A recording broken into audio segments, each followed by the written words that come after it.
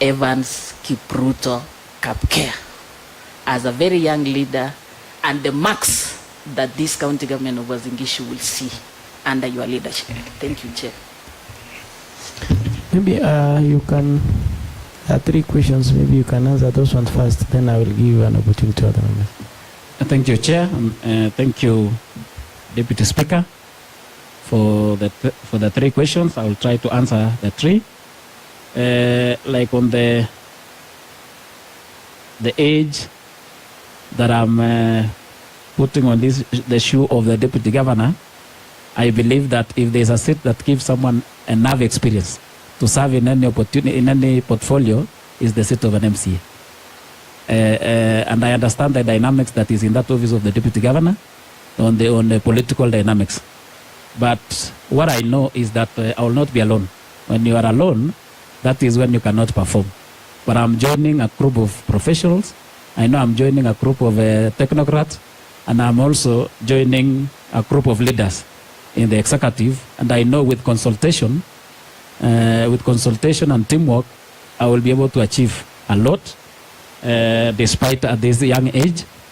And I know very well that I got a lot of experience when serving the community, and the job that I'm praying that you confirm so that I join that office is purely dealing with service delivery to the wananchi. And I understand, I know the challenges, but in any challenges, there is solution to that, especially when you console and you work together. So I believe that I will deliver, and I trust that I will do my best, and I will work with those who are in the executive to serve the residents of Uasin Gishu. On handling the matters and minimize unnecessary conflict, especially like the strategy that I will apply in this case is the strategy of consultation. And I mean it by saying I will consult. And I will do consultation with my boss, that is the governor. I will do consultation with the county assembly, where I know we have experienced leaders, and the ones that we have served for the 2 years, we got enough experience. Then I will do consultation with you, and I will also do consultation with the heads of departments, that is the CCM, the directors, and CEOs. And now that we have the County Government Act, this is a constitutional office that will well stipulated roles. And in any other office, they also have their well stipulated roles. If someone knows the roles, if someone knows his or her mandate, I believe we will avoid a lot of conflicts. But I will also do collaborations, like with the county assembly, that I was in the county assembly and I'm now joining the executive. There is still this function of representation. You are still the representatives of the people. Despite that we have the oversight role and we have the legislation role, you still represent the people, and consulting you will be of very much importance and help to me when serving the residents of Uasin Gishu County. In collaboration or in consultation with you, despite the roles, what I know is that if we work as the executive in ensuring that we are supporting for you to do the oversight role well in meeting the timelines, especially when it comes to budgeting process, the timelines of implementations, that one will assist the county assembly to perform the oversight role well, and also it will assist the county assembly to be responsible to their residents, because we are implementing the projects in time. That is what I'm going to push to minimize all this conflict, is to push all those who are given the roles, the CECs and the CEOs, in ensuring that we are meeting the timelines in a financial year, and in ensuring we are also honoring they are also honoring the invitation, and they are responding to all the answers from it is not the answers from the county assembly, it is the answers from the residents of Uasin Gishu through their representatives. So in responding to those answers, in responding to those questions from the electorates, that one we will minimize conflict. And in also doing their work, we will also minimize conflict amongst ourselves in the executive. That is, if the CCM does the roles of policy, if the CEO does the roles of being the accounting officer, the head of the human resource in the department, we will not have any conflict. But the conflict will come in when you want to do the roles that are not yours. Number two, we will also ensure that we are holding responsible the head of departments in ensuring that all the quarterly reports, the annual reports reach this county assembly in time for you to also know where we are as the county, as the executive arm of government. Otherwise, if all of us will stick to our roles, we stick to the statutes and the laws that governs our offices, then we will avoid all the conflicts.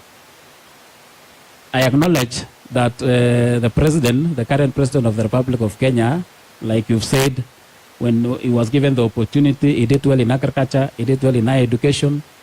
My focus as coming in as a youth leader, I will also focus, my landmark, I will work on the issues of youth empowerment and women empowerment. That one, I'm assuring this house that I will request my boss to allow me to work on the issues of youth empowerment and the issues of women empowerment, especially when it comes to SACCOs and women groups for a very long time.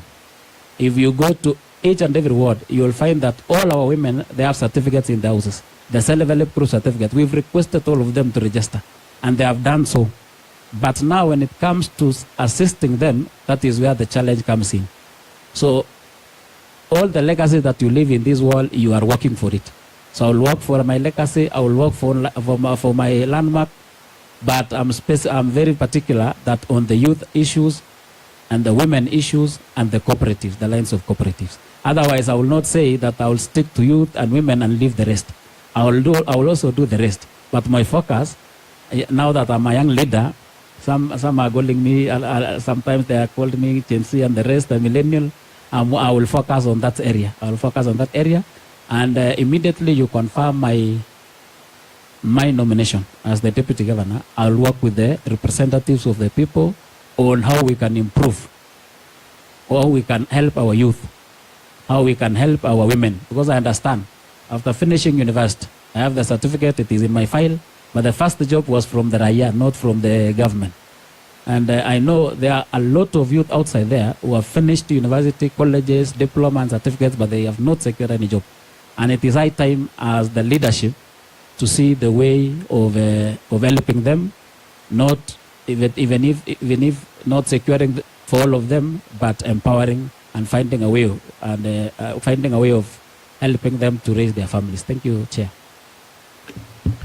Thank you, nominee. Now I will give you an opportunity to maybe note some questions. Then I will maybe after the 2 or 3 members, then I will give you an opportunity to.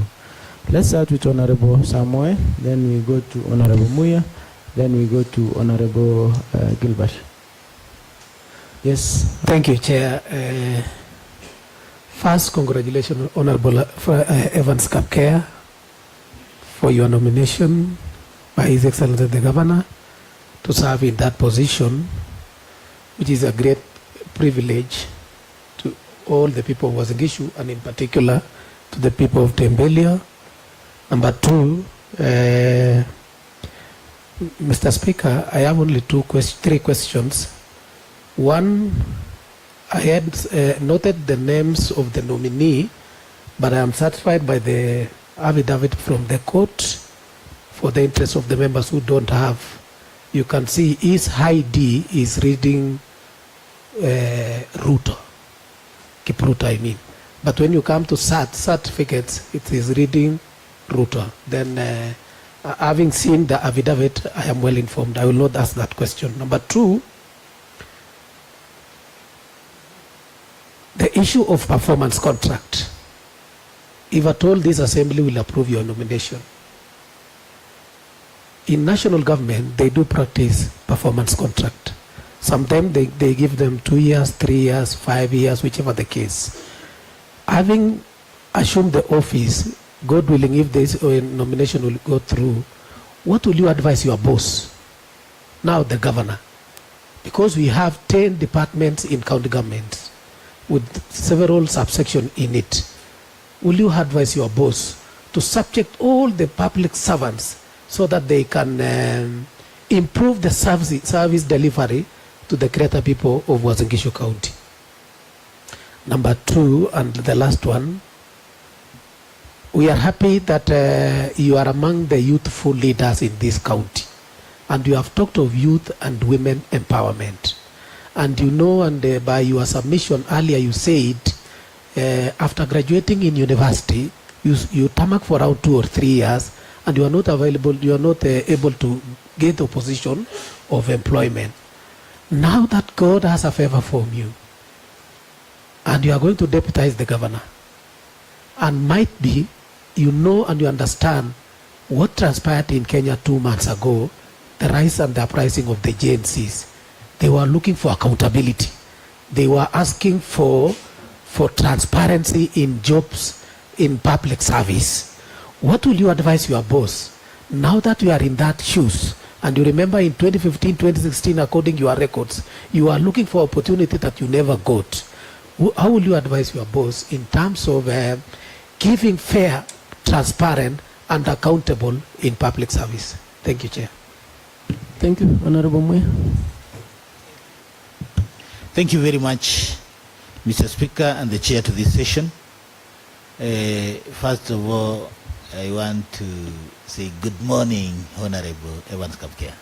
Good morning. It's afternoon. Thank you, I'm guided. First of all, I want to take this opportunity to congratulate you. Reaching or catching the eyes of His Excellency Governor Dr. Jonathan B. to deputize him.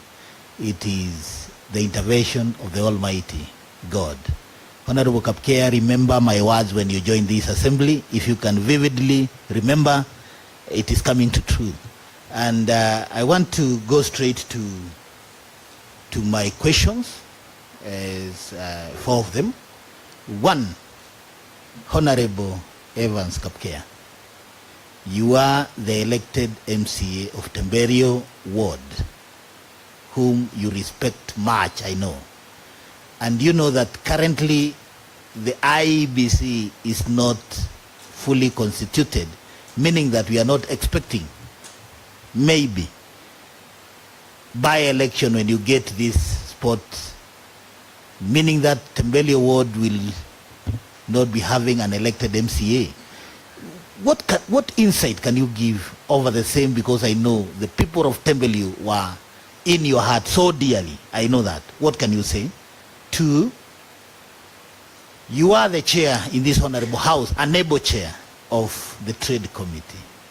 And you know very well that before you, there was a petition by the traders over the escalation of the trade license and the like. And you have left this house before you concluded this matter. If you assume the office of the deputy governor, how will you advise the county executive or the governor on matter relation to the traders and the people doing business, because they are the backbone of the economy of this great city? As you know, we are the newly crowned city in Kenya, that is a Eldoret city. What will be your advice to His Excellency Dr. Jonathan B. on matters business within Eldoret town and its environment? 3, Nominee Honorable Evans Kapkea, you know that you are entering into a shoe of a man who was an engineer and a technocrat, who is outgoing. And the first task he tried handling was the issue of the, in quotes, Finland saga about the higher education. What is your take? Because it was an issue that was meant to uplift the livelihood of our fellow youth or of our fellow Kenyans from Uasin Gishu County, but because of mishandling, we are where we are. What can you say about the program and how can you advise the county government? 3 or 4, you have been working here as a honorable member representing Temberio, and it is within your knowledge how or where we could have rated ourselves between the relationship between the executive and the county assembly, and between the executive themselves that you are joining, the relationship between the CCMs and the COs. Being an elected member, there are things that you are seeing when you are seated this side. Now you are crossing over to the other side. What can you say all this about the relationship between the two arms of government, that is the county assembly and the executive, and between your colleague, the colleagues that are in the executive, that is the CCMs and the COs, vis-a-vis even how they respect their employee, that is His Excellency Governor Jonathan Wee. And finally, you are indeed a Gen Z. And this has been the problem that as a country we are just coming from. What is your what hope are you speaking to the Gen Zs or Gen Z across the country, Kenya, that now you are 35 years old, and here, if we approve you, you are going to be the deputy governor of Uasin Gishu County? What hope are you going to give to the Gen Zs of this nation? Thank you, Mr. Chair. Thank you so much. I think maybe the last question you will combine with what Honorable Samuel said. Maybe I'll give to Honorable Gilbert, then you will answer those questions first. Okay? Honorable Gilbert. Thank you, Chair.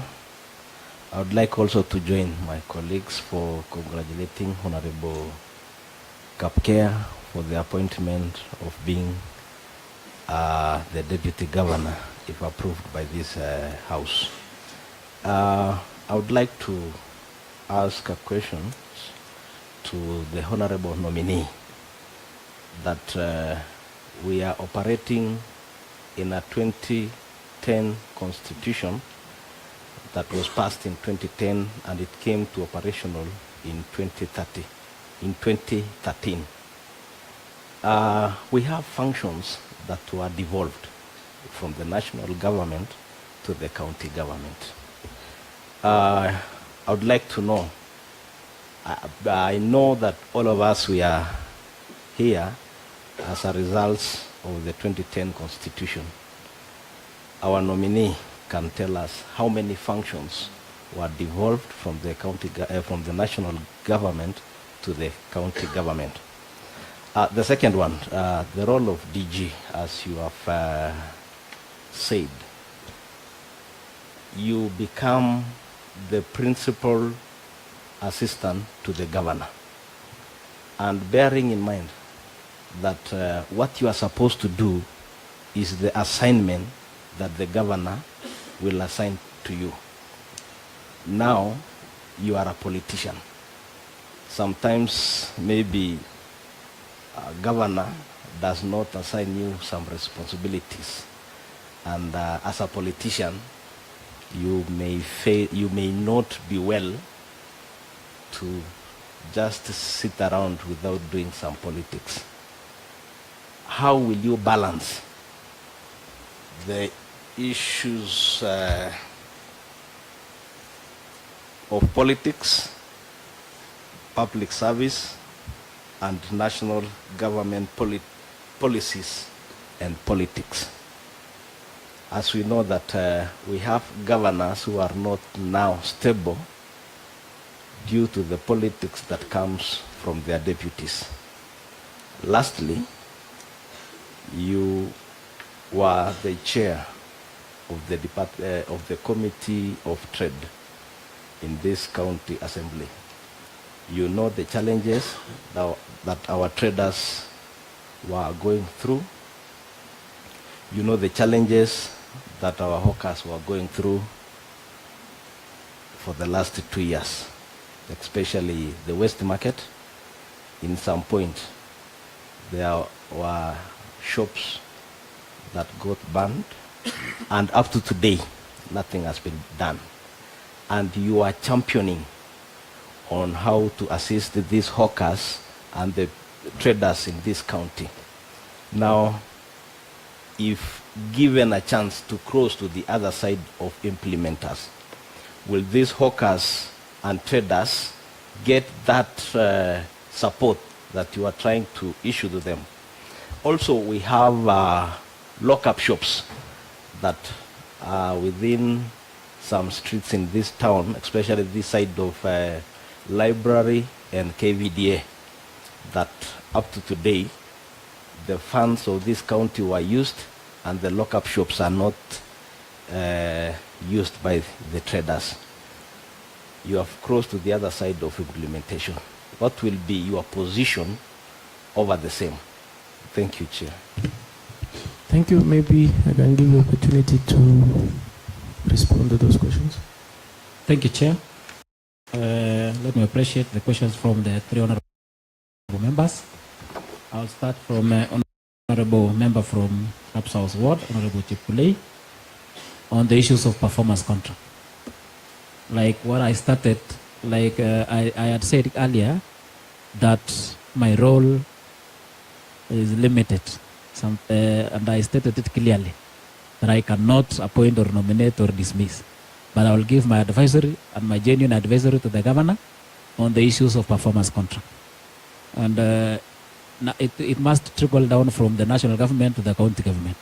For us to achieve, for us to deliver services to the wananchi, we must have our, those who are in the executive side, those who are supposed to execute, to have this, to sign the performance contract.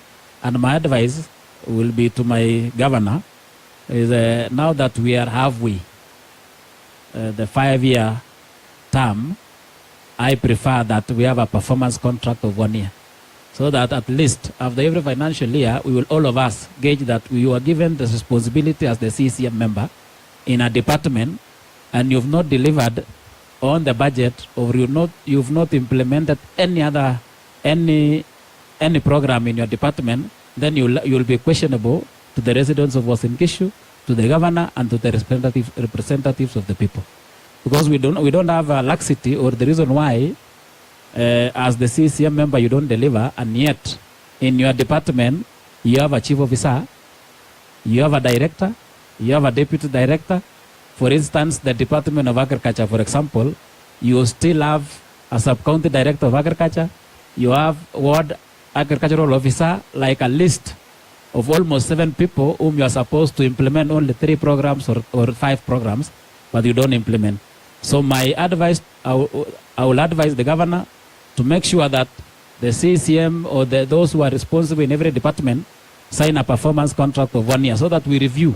After every 1 year, we review as per that financial year, and maybe the programs that were rolled over from the previous financial year, so that we don't go to another financial year, yet we've not implemented anything that was in the current one and the previous ones that were rolled over to the next financial year. So I will give my advisory to my boss on a 1 year performance contract. And that one, I believe the boss will, I am praying that my governor will support. And we also have to streamline the public service. Those are the ones who are supposed to implement all the programs. For us to succeed, we must have a vibrant and active public service in our county. And before we make them sign performance contract, what is very important is also we start by giving them a good working environment. Because sometimes maybe you are punishing someone and yet the working environment was not good for him or her to implement the programs or to do his or her work. So what we are supposed to do, my strategy, and after consulting the governor, is to make sure that we sit with all departments, try to find all the challenges and try to solve all those challenges in a way of providing them a good working environment. So that now when they sign the performance contract, they will not have any excuse as to why they didn't perform. Combining a question of youth from Honorable Member for Caps House Ward and the Senior Honorable Member from Langas Ward, I said clearly that I'm in that category of youth, and I understand the challenges that the youth are going through, and I committed myself that if given this opportunity, I will focus myself on the issues of youth empowerment, on the issues of trying to, meet with the youth from different wards or all the 30 wards of Uasin Gishu County in trying to listen to them and see the best programs that we can implement in ensuring that we are supporting the youth. And I believe that what they did in the 2 months ago, that one for me, I will say, despite some of the issues that came out of that demonstration, but they were right. They were demonstrating, they were asking for their rights, they've gone to school, they have certificates, some have diplomas, some have degrees, some have diplomas, but they've not secured any job, and there is no any other program to empower them. And I am very sure that now that the president led by example, by meeting the youth, by having them in the exit space and also having conferences with the youth, even the county governments or the county government of Uasin Gishu, we should also do the same in listening them and trying to find solutions to all the problems they are going through. And we will also we'll still request the representatives of the people to also support us and find the best programs that we can implement as Uasin Gishu County. And I will not reinvent the wheel. I will not say I will start new things, but we'll try as much as possible to implement the already programs that are there, like Kasi Mashinani. That one we will try. I will advise the governor so that we can do the program on Kasim Tani. And also the Department of Youth. Now that we have all the professionals in that department, we have the technocrats.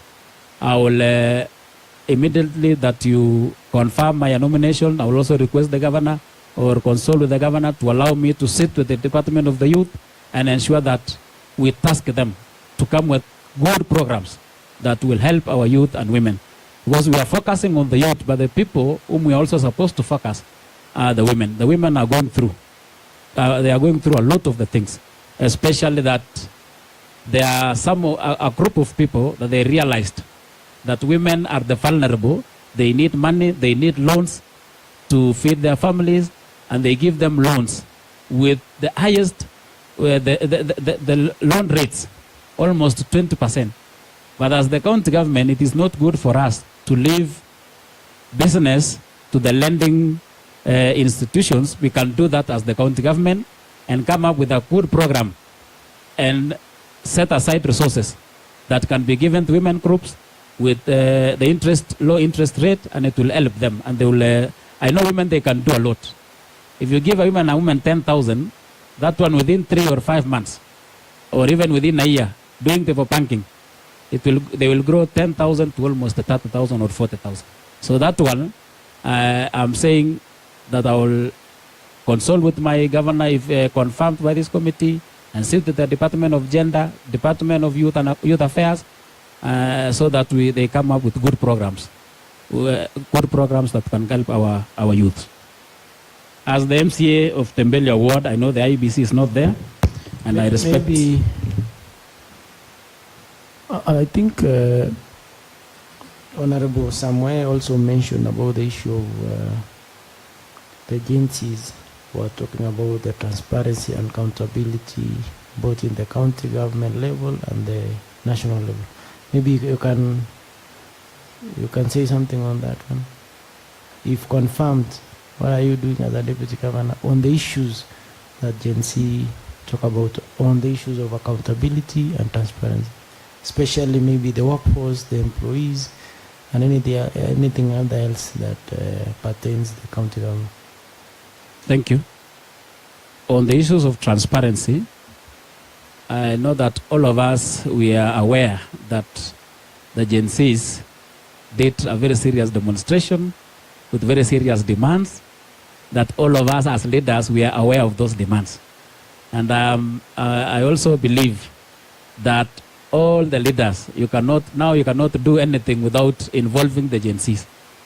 All the way from the president, as I said, president has led by example. All the way to governors, the members of parliament, even as the deputy governors, even the members of county assembly, all of us, you cannot do anything without having the Gen Zs in your table, or the programs of them in your table, or how you can improve their lives. Otherwise, the phrase that utatembelewa will be there, and he will. Joining the executive, like I said, we will consult, we will work as a team, and we will also do our work on a very transparent way. I will encourage that we do all that we are going to do as the executive, we do it in a very transparent way, in a very open way, in a very accountable way, so that at least they are also aware. Otherwise, what you are supposed to do is the civic education. Was the civic education to all of them. We're supposed to meet them. We are supposed to listen to the agencies, and we also give part of the other side, so that they also understand on how the government do their operations, on the limited resources that the government has, and they cannot implement all the programs at once, on the procedures, on the implementations of the programs. Because sometimes they say that we are not being awarded the tenders, the 30%, and they can accuse the executive, and at the same time, they can accuse even the MCAs that the way you are doing, you are awarding tenders, it is not open, it is not transparent. Yet, we have procurement procedures that will follow. Yet, we are supposed to do civic education and tell them that they are also supposed to register to have companies so that they can apply for those jobs. Otherwise, you will be accused for something that we've not done, that the 30% is not there. In a very transparent way is also, even all the contracts that are going on in county, I believe, they are also meeting the 30%. The 30% to the youth, to the women, to the vulnerable or the PWD. But we've not made them understand, or we've not been open to them and tell them that we have all the companies here that are for youth, companies that are for PWD, and companies that are for women. So what we are supposed to do in my meeting the youth, like I say, that I'll try as much as possible to meet the youths in all the wards of Uasin Gishu County.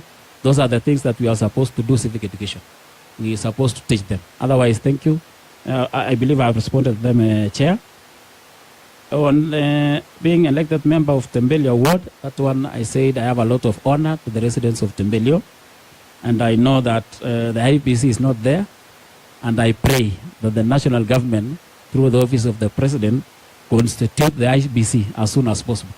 To give Tembelio, if you confirm me as the deputy governor, I'll pray that the national government constitute the IBC to give them chance to elect another member of the county assembly and to also enjoy the services as the residents of Uasin Gishu.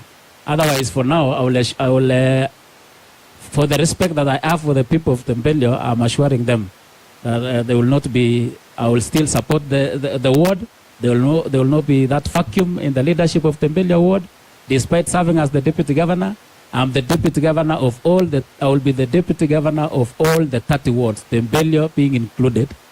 But because I am from Tembelio, I will also assist as much as possible to see that they are also implementing the programs, not taking all the resources to Tembelio, but implementing the programs that are for Tembelio ward, especially the 40% programs. And if it is any other flagship, I will also make a follow-up to see that we are implementing, so that we don't finish the whole financial year because the MCA is not there. I've gone to the executive and the programs of Tembelio have not been implemented. So how I will assist them is only to implement what is for Tembelio ward, but not taking all the resources to Tembelio because of enjoying the privilege as the deputy governor. But I respect the people of Tembelio. I have a lot of honor to them, but I will continue supporting the programs of that Tembelio ward. There's a question from Honorable Muya on being the chair for trade, and I believe that question is the same as the question from Honorable Member from Kiblombe, Gilbert, on the issues of traders and hawkers. We were in the process of listening to the petition from the hawkers. We had started as the committee, and we had reached somewhere. And I believe that I had a very strong team. In that committee, I had a very strong team, and I have the confidence that if you confirm me, they will continue doing the same, listening to that petition. But there was a program that we were also supposed to invite the executive so that they come and give us their version on how to recognize the OCAs, on how to support the OCAs, and on how to give them space to also do their businesses. I will give my advisory to the department, the responsible department. We will sit with them so that when they are coming before the committee, we also have a fashion as the executive.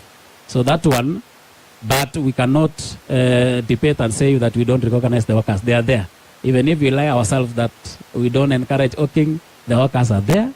What we are supposed to do is to recognize them and see and balance between them doing their business and also order within the city, order within Eldoret town, now that it is becoming a city. So that one, I am very sure, through consultation, we will meet at somewhere in terms of your opinion and the opinion of OCAS, the opinion of executive. Our opinions will meet at somewhere and we will agree. And we will agree and make sure that we are supporting OCAS. And we are also supporting traders. We were also handling the petition on the issues of licenses, which was in the finance bill. We had concluded as the committee, and the report is also there. But if you confirm me, I'm also leaving a very strong team. They will work with that report, and I'm very sure they will table the report before the House, and the other members will also discuss and they have their views.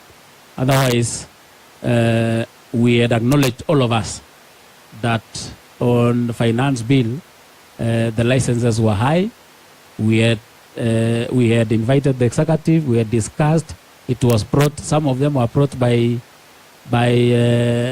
mapping that we did on businesses, and some of the businesses were placed in a low level. Yet they were supposed to be somewhere. When it comes to the finance bill, that one they did mapping, and it raised some of the licenses in our trading for our traders. We also what raised the licenses were also the issues of consolidated bill. The consolidated bill in a way that before you are supposed to go to health, you are supposed to go to another department, but they consolidated as one, and did all in the service center. In the service center where we are giving out the licenses. But it is something that requires a discussion. It is something that requires that we sit down if you confirm me, as the executive, as the Department of Revenue and Department of License. Because if we shoot and make it high, we will be discouraging businesses. Sometimes you can make it low and encourage a lot of our people to do business. And now that Eldoret is also becoming a city, if we make licenses high, we will be... I think... it is already a city. Let me apologize for that. Now that Eldoret is a city, it is high time that we encourage more investors to come to be in Eldoret city. And the only way to encourage is giving them good incentives. The only way to encourage our locals to do business is giving them good incentives, but not by raising licenses. But I know, now that we have, I said I'm joining a team of professionals. I know we have professionals there. We have technocrats there. We will sit down and get the advices and also do the best in supporting our people in doing business. There is also the issue of lockups. As the chair for trade, it was hard for me to handle the issues of lockups because I was not sure where that issue falls in which department. Sometimes it is in trade, sometimes elephant. So sitting down with them and discussing, I hope we will come up with a resolution and something that will see that those lockups are in use. So that one, I'll request that if you confirm me as the deputy governor, that is another one of the assignments that I will start with, so that we sort the issue of lockups once and for all. About the 2010 Constitution on the devolved functions, I'm sure that 12 functions were devolved, or 11, to the county governments, but not all of them were devolved fully. If you look at agriculture, the policy is still in the national government. Even health, the policy is still in the national government. The issues of policy they can do, national government can do, and at the same time, county government can also do. On the agriculture, the policy the county government can also do, and even the national government can do the same. So I am learning is a process. Reach there. Those are some of the things that I will equip myself and know well all the functions that were devolved. But I know that the national government and the county government, they also work in collaboration. Whether the function were devolved or not, we also work in collaboration because we are serving the same residents. There was an issue that was the Finland saga, which were handled by His Excellency Engineer John Barorot. I was also privileged to serve in the ad hoc committee that we were also checking on that, on the Finland issue. The idea was very noble. The idea was good. The idea was also assisting our youth. And one of the, I said my focus will be on youth empowerment. And not empowering them is not just giving them money. You can also empower them by finding opportunities outside Kenya for our youth. And if we sit down as the executive or as the department and restructure, if we restructure that and securing opportunities for our youth in other countries, that I believe that will be a good idea. But we are supposed to sit down and make sure that we handle all the challenges that were in Finland saga. And I may not discuss that so much because it is something that is before the court, but I will give advice to the governor and even the department to have a retreat and see a way on how we can improve that and start a good program that is transparent, that is open and accountable. Otherwise, we cannot say that we cannot find opportunities for our youth as was in Gishu County. If you look at other counties, they are doing the same. Our neighboring counties like Elgeyo Marakwet, they are also taking youths to Finland. But the current governor in Elgeyo Marakwet has another program of taking youths to Canada, to America, to Australia, and even to Turkey. So if we sit down as the Department of Youth, because I will focus myself on that department so much, on how we can start a new program, a good one that is open to the parents, transparent and accountable to our students and their parents. So that one, it is something that we still have to relook at and start afresh and find opportunities for our youth. Because if we just look at it on a negative part, the 5 years will end or the 10 years will end, yet other counties are looking for opportunities, and as was in Gishu, we've stuck to the issue of Finland and now not starting other programs that can take also our youth to the overseas or to other countries. So that one, the idea was good, and we will still have to sit down and find a way that we can still do the same. There is another question that I'm the principal assistant to the governor, and if not given duties, sometimes you don't. I'm joining a political office, and when you're joining a political office, it's not just good that you sit down and you wait for assignments. There are other programs that, like going to the ground, listening to the people, coming up with their issues and giving the advice to the governor. That is the best way to do this. But I will do all the duties that are assigned by me by the governor, but I will also assist the governor in meeting the electorates and finding their priorities and advising the governor on how we can implement the priorities that are raised by the residents of Uasin Gishu. And like I said, that I understand my roles well. Now that I understand my roles, it is a constitutional office. I'm not seeing the reason why I create conflict or unnecessary quarrels with the governor, the head of the executive, instead of supporting the governor. And already the duties are there. We have the 10 ngusokumi for the governor. And there is agriculture, there is trade, there is and all of them. I can find also my duties from the ngusokumi.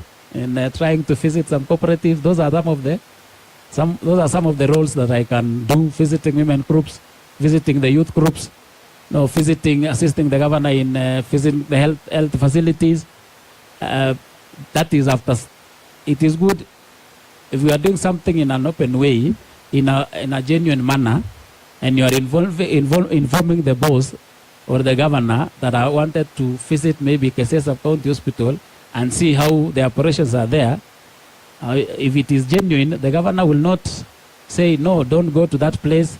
You are not supposed to do this. I am very sure that if I become open and genuine, the governor will also support me and say, now go check this for me, and give me the report. If you do something in an open way and give the report to the governor, and give the report to the governor and find the solutions, those that I believe I will have supported the governor. I will have done my role as the principal assistant to the governor in supporting the programs of the manifesto, the governor's manifesto. So I believe I've responded to all the questions, unless Chair have on the issues of relationship.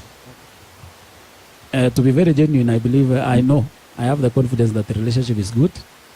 There is always disagreement. We always disagree to agree, and the disagreement between maybe the assembly and the executive, or amongst the executive, is only on service delivery, not on personal wrangles, but it is only on service delivery.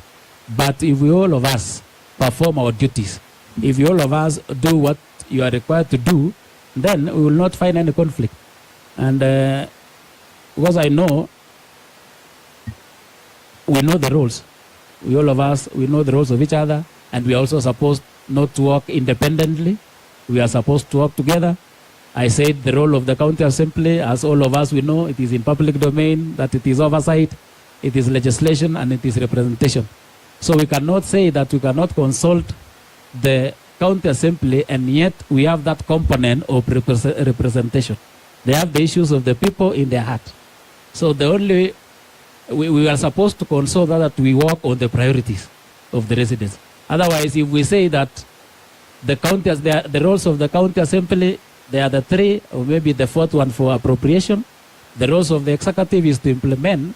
That without consulting, we will be implementing things that are not priorities in different wards. So consulting a member of county assembly from maybe Megon ward, we will have the priorities for Megon ward. We will have the priorities for Nganyelel ward that are different from the priorities of Tembelio ward. So having a consultation and working together, despite our roles, that one we will achieve, and our relationship will be good. So if there is anything that is contributing to relationship not being good, is only agreeing or only disagreeing to agree, or on our service delivery. Because I've worked in this county assembly for the last 2 years. It's the strongest one, it's the most vibrant one, and also it is a county assembly that have the issues of people in their hearts. So now that I'm crossing over to the executive, I believe I will play a very good role in ensuring that there is cordial relationship between the county assembly and the executive. But the cordial relationship will be there if we also serve the people. If we, like I said, if we honor the invitation, the Simons from the county assembly, if we implement the programs of the programs of our wards in time as the implementers of the programs, if we also make sure that we are providing quarterly reports, annual reports to the county assembly for them to do their oversight. Because if we don't provide quarterly reports, if the department does not provide a quarterly report, even the committee doing their job will be hard. It will be hard for the committee to execute their mandate. So the cordial relationship will be there now that I'm crossing, but without compromising the service delivery, without compromising the powers and privileges of the county assembly, without compromising on what we are supposed to do as the executive. Thank you. Thank you, Nominee, for that. I will request Honorable Jonathan, then Leader of Majority, then Honorable Amos in that order. Then, yes. Thank you, Honorable Speaker and our Chair. I take this opportunity as well to congratulate our colleague, Honorable Kapkea, for being nominated for the position of the Deputy Governor, Uasin Gishu County. I thank the Governor for believing in one of us, and we are here today. I've got only two concerns. Number one, as a leader, as an MCA, you had a team of supporters. When you got the position, when you were nominated by the governor, the team increased, and you started by talking about the unemployment. Now you have a team of people with very high expectation. One or two or three will get an opportunity. Many will not get an opportunity. What will you do to them? To those who will not get that opportunity? And most of them, they know themselves. You've heard of some names sometimes in the social media. You've heard of the names like Parsuilek. You've heard of others, that the Carnet group and the like. What will you do if there is a team of your supporters who will form a group and give themselves a name, a number first name, as the deputy governor? What will you do? And then number two, my second concern, Honorable Chair, is a young Honorable Kapkea, 35 years of age, graduated in the university, did not get an opportunity in a research institution, but was given an opportunity by the people. Assuming we give you this position, next year, a time like this, a foreign company, foreign institution, a research firm, give you a very good opportunity and offer of 8 million salary per month. As the Honorable Deputy Governor, and you are still that young and energetic, and you want to pursue your profession, what will you do? Tatuacha kwa mata ama itakuwa namna gani ama utafanya namna gani? And then lastly, Honorable Member mentioned about Tembelio, and Tembelio, we don't have IBC. Honorable Muya mentioned about that. We don't have IBC. You've clearly mentioned what you will do. Is there anything wrong, for instance, as the Deputy Governor of Uasin Gishu, to begin with Jerusalem, as you move to Judea and Samaria? Maybe something like that. You will expound on that. Thank you, Honorable Chair. Honorable Majority.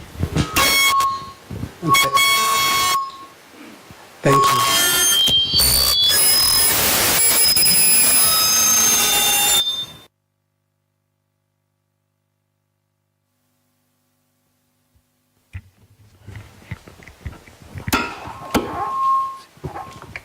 Thank you so much, Honorable Speaker. Mine is, I have two issues. And first of all is to congratulate our colleague, Honorable Kapkea. I know, Honorable Kapkea, for the last 2 years you've been on this side vetting people, and now you're on that hot seat. I know how it feels, but nevertheless, we want to thank you. Now, my concerns have kind of been tackled as you answer the other ones, especially on the area of conflict of interest. I think you have tackled that one very well. The people of that you treasure so much, the people of Tembelio, and not taking all the resources there. That one I am well guided. Now, on the issue of the manifesto of this county government and this administration, you have told us that you very much would be willing to pursue the issue of youth. And we know that the interests of youth are diverse. And you have told us that you will listen to the youth. But perhaps I did not get clearly what concrete steps, when you go to that office, that you will take to be able to consider the interests of the youth. The other issue is should this committee consider approving your nomination, you will be entering into uncharted waters. I know that that office is a very hot area of politics, and you will be meeting establishment in that office. If people, you have people who have been there, if people who may feel as you as an intruder, somebody who is coming from the other arm of government, and you will feel some hit. Now my question is, should the working relationship in that office feel so hot, would you consider coming back here to represent your people of 10 billion? The last one, Honorable Speaker, is the county government is a replica of the national government.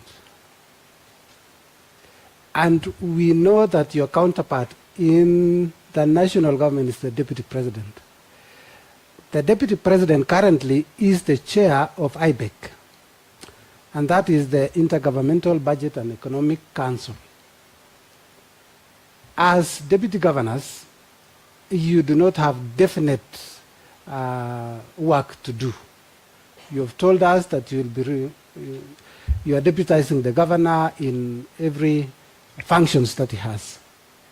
However, would you consider, through the Council of Governors and through the forum of the deputy governors, to have, through legislation, perhaps in the Senate, the like, to have a definite work to do? Because we have seen the energy in you, we've seen the passion, so that you can assist the people of this county. Lastly, you have alluded that there's some unfinished business in your committee. I wish that even as you take up the role, should this committee approve you, to consider supporting the incoming chair and guiding, even to consider finishing the work that was not finished, despite the separation of powers that we have. Otherwise, we want to thank you so much. In terms of the relationship between the county, the two arms of government, I know you've explained very well, but that is an area that we really are following up very closely, because that will make sure that services are rendered to the people of this great county. Thank you, Honorable Speaker. Maybe before you respond, I will give it to Honorable Amos, then you respond to those. Okay, thank you, Honorable Speaker, who is also the session chair. First and foremost, allow me to join the rest of the colleagues to congratulate Honorable Evans Kapkea for that consideration as a nominee for the Deputy Governor, and we wish you all the best. He also happens to be my schoolmate, and so we are members of alumni for the record purpose. Mr. Chair, I want to pose a straight question to the nominee. Being a nominee who was nominated under a unique circumstances, in that he is a member of this county assembly, and we have been riding on the same shoe, or putting on the same shoe. Kindly outline at least the 3 areas that you are saying today, should this House consider my nomination. I will give first attention so that the county government of Uasin Gishu can be rated the best in terms of service delivery, and probably whether this practicable intervention that you will use or you will advise to be invested so that we can be better placed in terms of development and also our image.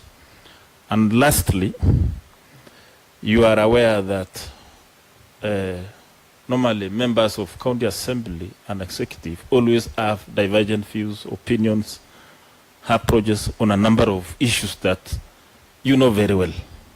Kindly can you highlight out what will be the practical approaches that you will use to ensure that there is harmonious coexistence between assembly and executive?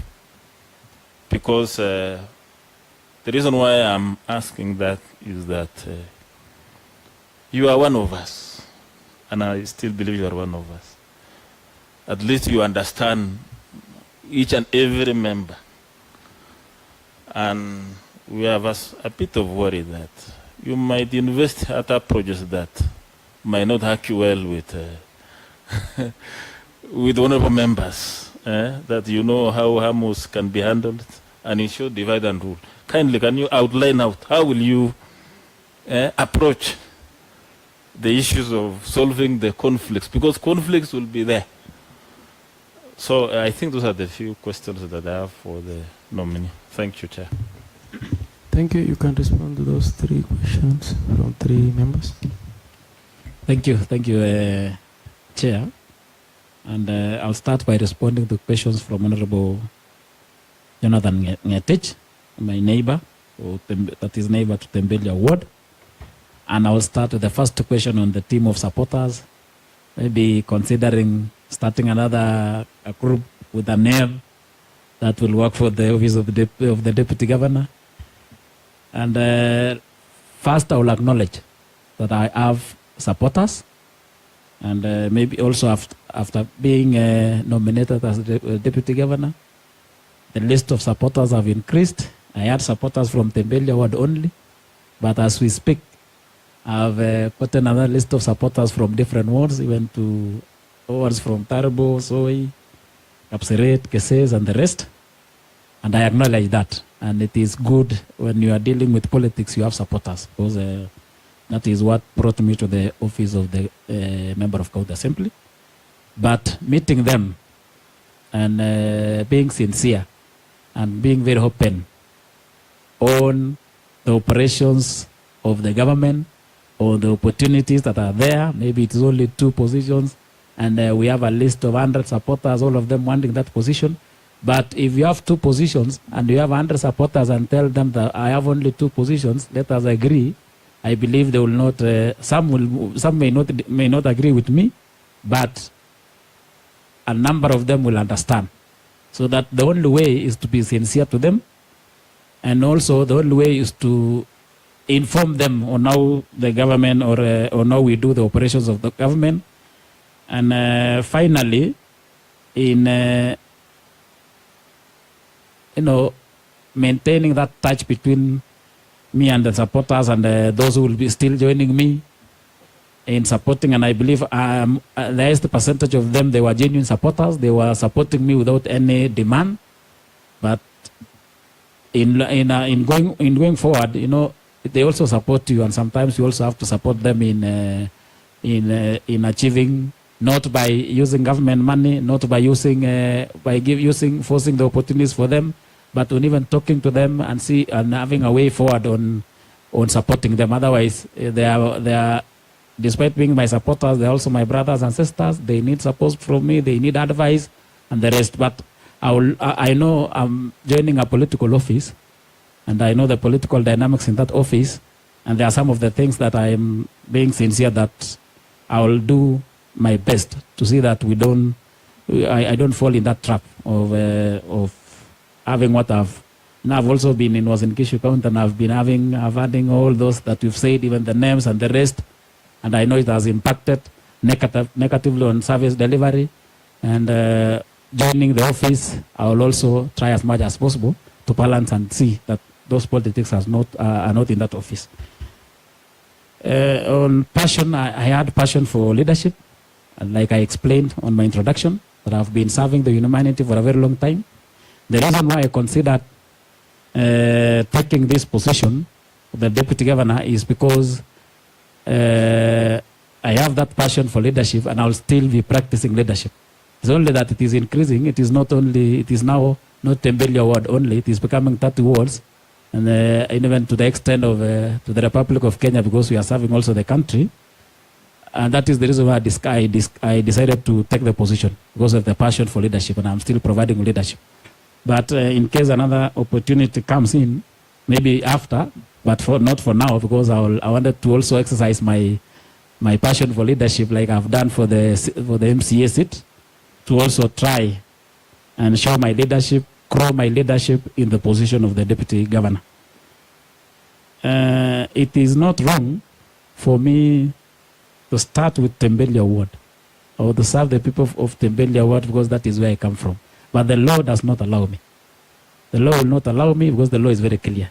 On the budgeting, the law is very clear. We have public participation. The residents are involved. We have the laws that governs the budgeting process. You cannot. I may take all the opportunities or all the resources of the Tembele Award, but during public participation, the residents will not allow that. And we are not. For now, we are living in a society that they understand what the government is supposed to do for them. And also, now that even the budgeting process, the part of formulation, it is the executive, the part of appropriation, the part of approval, it is the county assembly. I'm very sure the team that I know, the county assembly that I know, they will not even allow, they will not even approve the budget or what will come to this house. If I take all the opportunities or all the employment opportunities or the development to the world of Tembele. So otherwise it is not, because all of us, we come from somewhere, it is not wrong, but the law will not allow me. My integrity and my profession will also not allow me to do that. But it is not, it's not wrong to be visiting, unless I say I'll be visiting my Tembele Award 10 times and visit Kaptagat 7 times. That one, I can say I may do that because I'm going home in the evening. So I may visit Tembele for 20 times, but visit Nganyelel 5 times. That one it will be understandable, but not on the issues of development. On youth empowerment, I said my focus will be on youth empowerment. And empowerment, like I said, I'm not reinventing the wheel. I'm not starting new programs. But there are some of the programs that have impact if we implement as the Uasin Gishu County. If another one is we will not employ all our youth. It is not possible. Even them, they understand that it is not possible.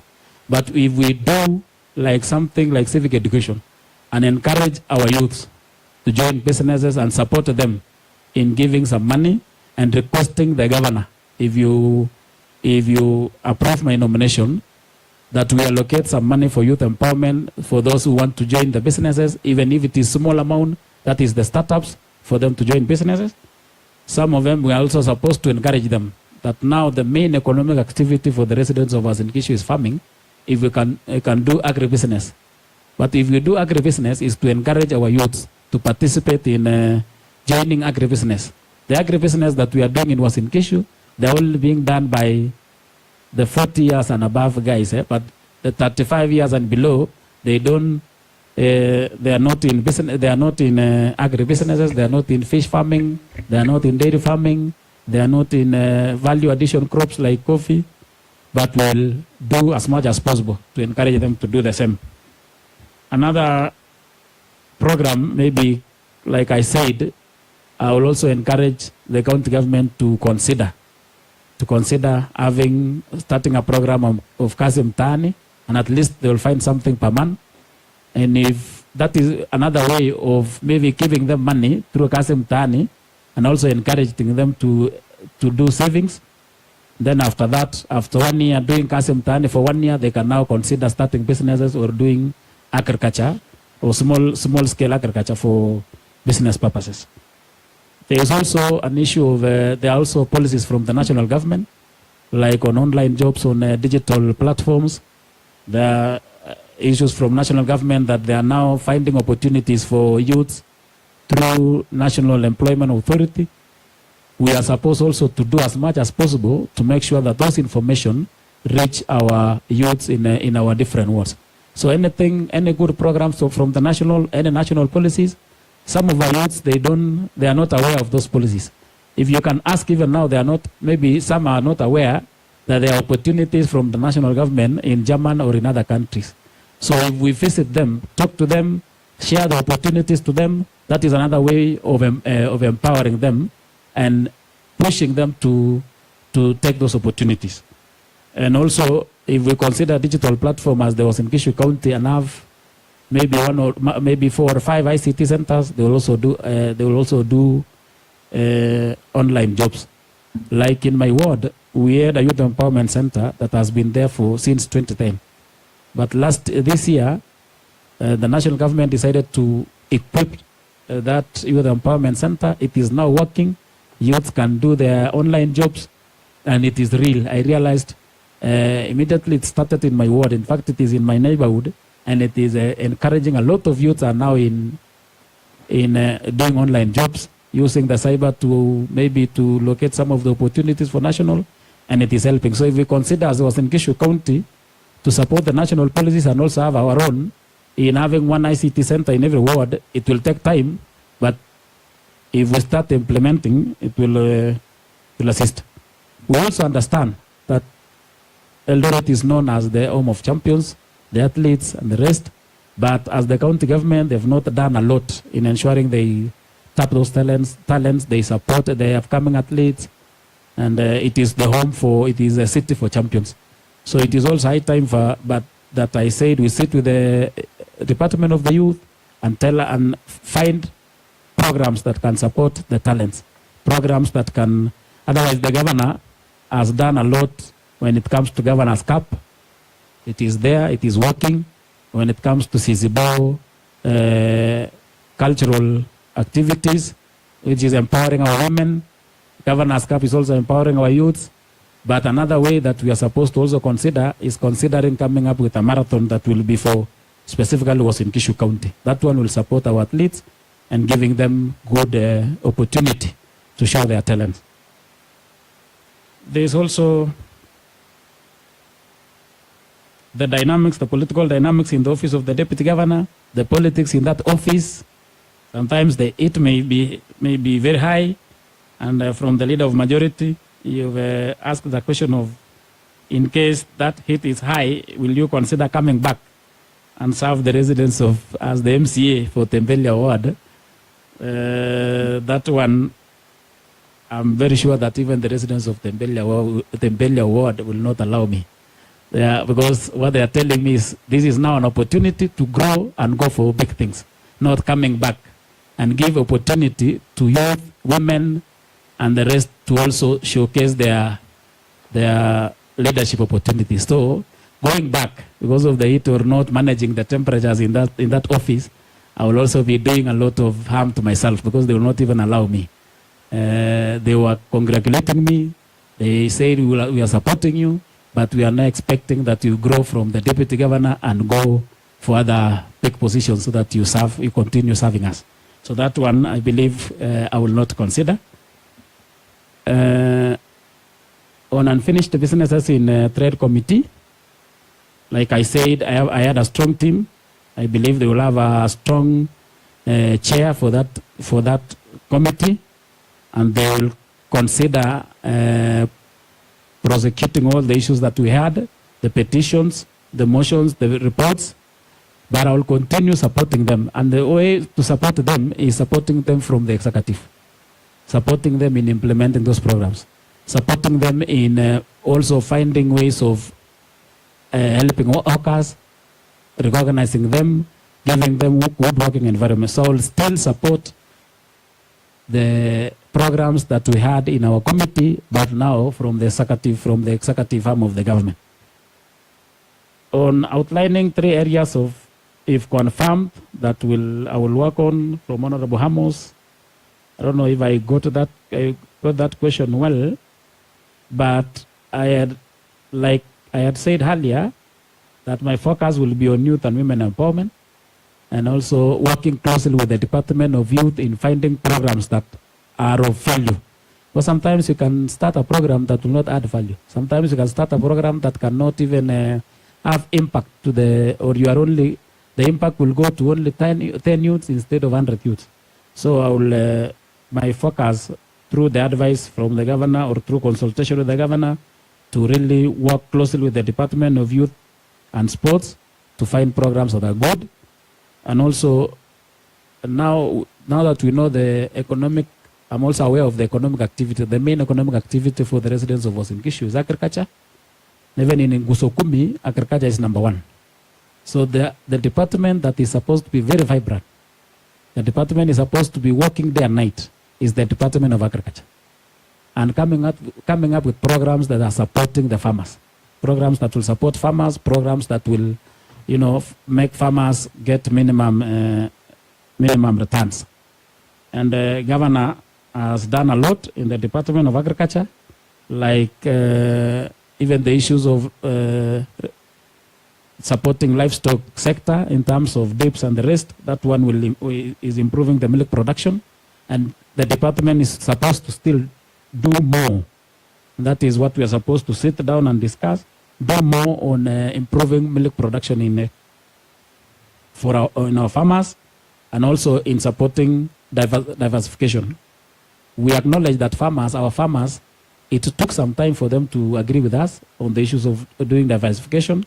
But nowadays, in my ward, we have a lot of farmers doing avocado farming, doing coffee farming, doing dairy farming. And now it is high time that we support them. Now that they have understood the idea and they are trying to implement, it is high time to also work with the Department of Agriculture to see that we support the farmers. So my focus mainly will be on youth and youth empowerment and women, agriculture, and I will work closely also with Department of Agriculture to come up with good programs, and also the cooperatives. We are encouraging farmers, we are encouraging youth, we are encouraging women to join cooperatives, to join SACCOs. But it is high time we also make them not only to join, but to support them in providing funds, support them in allocating funds. On divergent opinions, approach, and the rest. Chair, the nominee say that he didn't get my question well, but he has tried to answer. I'm surprised that the nominee knows very well what are the key issues that are bedeviling this county of ours. He has never mentioned it on roads, so I thought he was going to mention that one as one of his areas of focus. You see, with youth, that was a national-wide problem. You see, it was not for Uasin Gishu. Yes, you can do all that, and even you are aware yourself. You can facilitate farmers, you can do whatever you want to do the youth, but what enables all that to give us a good rating in terms of performance? You know, I'm asking that, Chair, because the outgoing governor, when he took over office, he said the issue of breakdowns of machinery will be something of the past. So I was somehow expecting a specific pronouncement from the nominee, maybe on another department. Thank you. Thank you. Maybe you can respond to... Thank you, Chair. I said that we are supporting farmers in ensuring that they also have value for... we also support them in ensuring that they get maximum. But another way of supporting farmers is having good road network. Even in if today you go to Tembelia ward, my focus was on roads. And I did a lot. The residents of Tembelia, they appreciate that through county government money, and also through the national government in supporting them, so that at least we have good road network. And that one, it is not something that we have to debate. We are supposed to have good road networks. It is our responsibility as the county government. It is the responsibility of all the leaders. But it is something, I will support them. I will support that. I will take it on a very serious note, and make sure that I also advise the department. I also advise the governor in ensuring that we support roads, improving our roads. In fact, I've served as the MCA. I'm still serving as the MCA. If there's something that was part of discussion in all the WhatsApp groups for the last 2 months, is the roads, because of the heavy rains that we experienced as the county, as was in Gishu. And that one, it will be our responsibility, and I will support the idea from the honorable member, and I will do all I can to ensure that I advise the governor and the Department of Roads to improve the road network. So that one, I'm taking it positive from the honourable member, and I will do that. Thank you. So you are tying up the issue of supporting farmers And improving our roads. Thank you. Thank you so much. On the issue of divergent opinion and approach and the rest, it is not something that we will not run away from consulting. We will not run away from working as a team. We will not run away in having the opinions of respecting the opinions of each and every member and trying as much as possible on how you can implement that. Otherwise, we cannot say that it will be a monopoly of idea without consulting. Because I can have a different opinion, another one has different opinion, but if we sit down and discuss and consult and work as a team, we will agree and find one solution for all these issues. Otherwise, all these offices that we are holding are constitutional offices. Even the county assemblies are constitutional offices that we are supposed to respect as much as possible. Even the office of the governor is a constitutional office with clear mandates. But despite having clear mandates, you cannot escape from working with another one. You cannot escape from. You cannot say that you work alone and respect your mandate, and now neglect the mandate of another person. So that one, the cure for all those divergent opinions and approaches is a consultation, respecting each other, and also respecting the mandate of everyone, and trying as much as possible to work as a team. I believe, Chair, I've responded to all. Yes. To all the questions. There's only one from Leader of Majority, and that one requires on legislation, or having an economic a forum for deputy governors on the legislation, or encouraging or requesting the Senate to come up with a legislation on clear roles.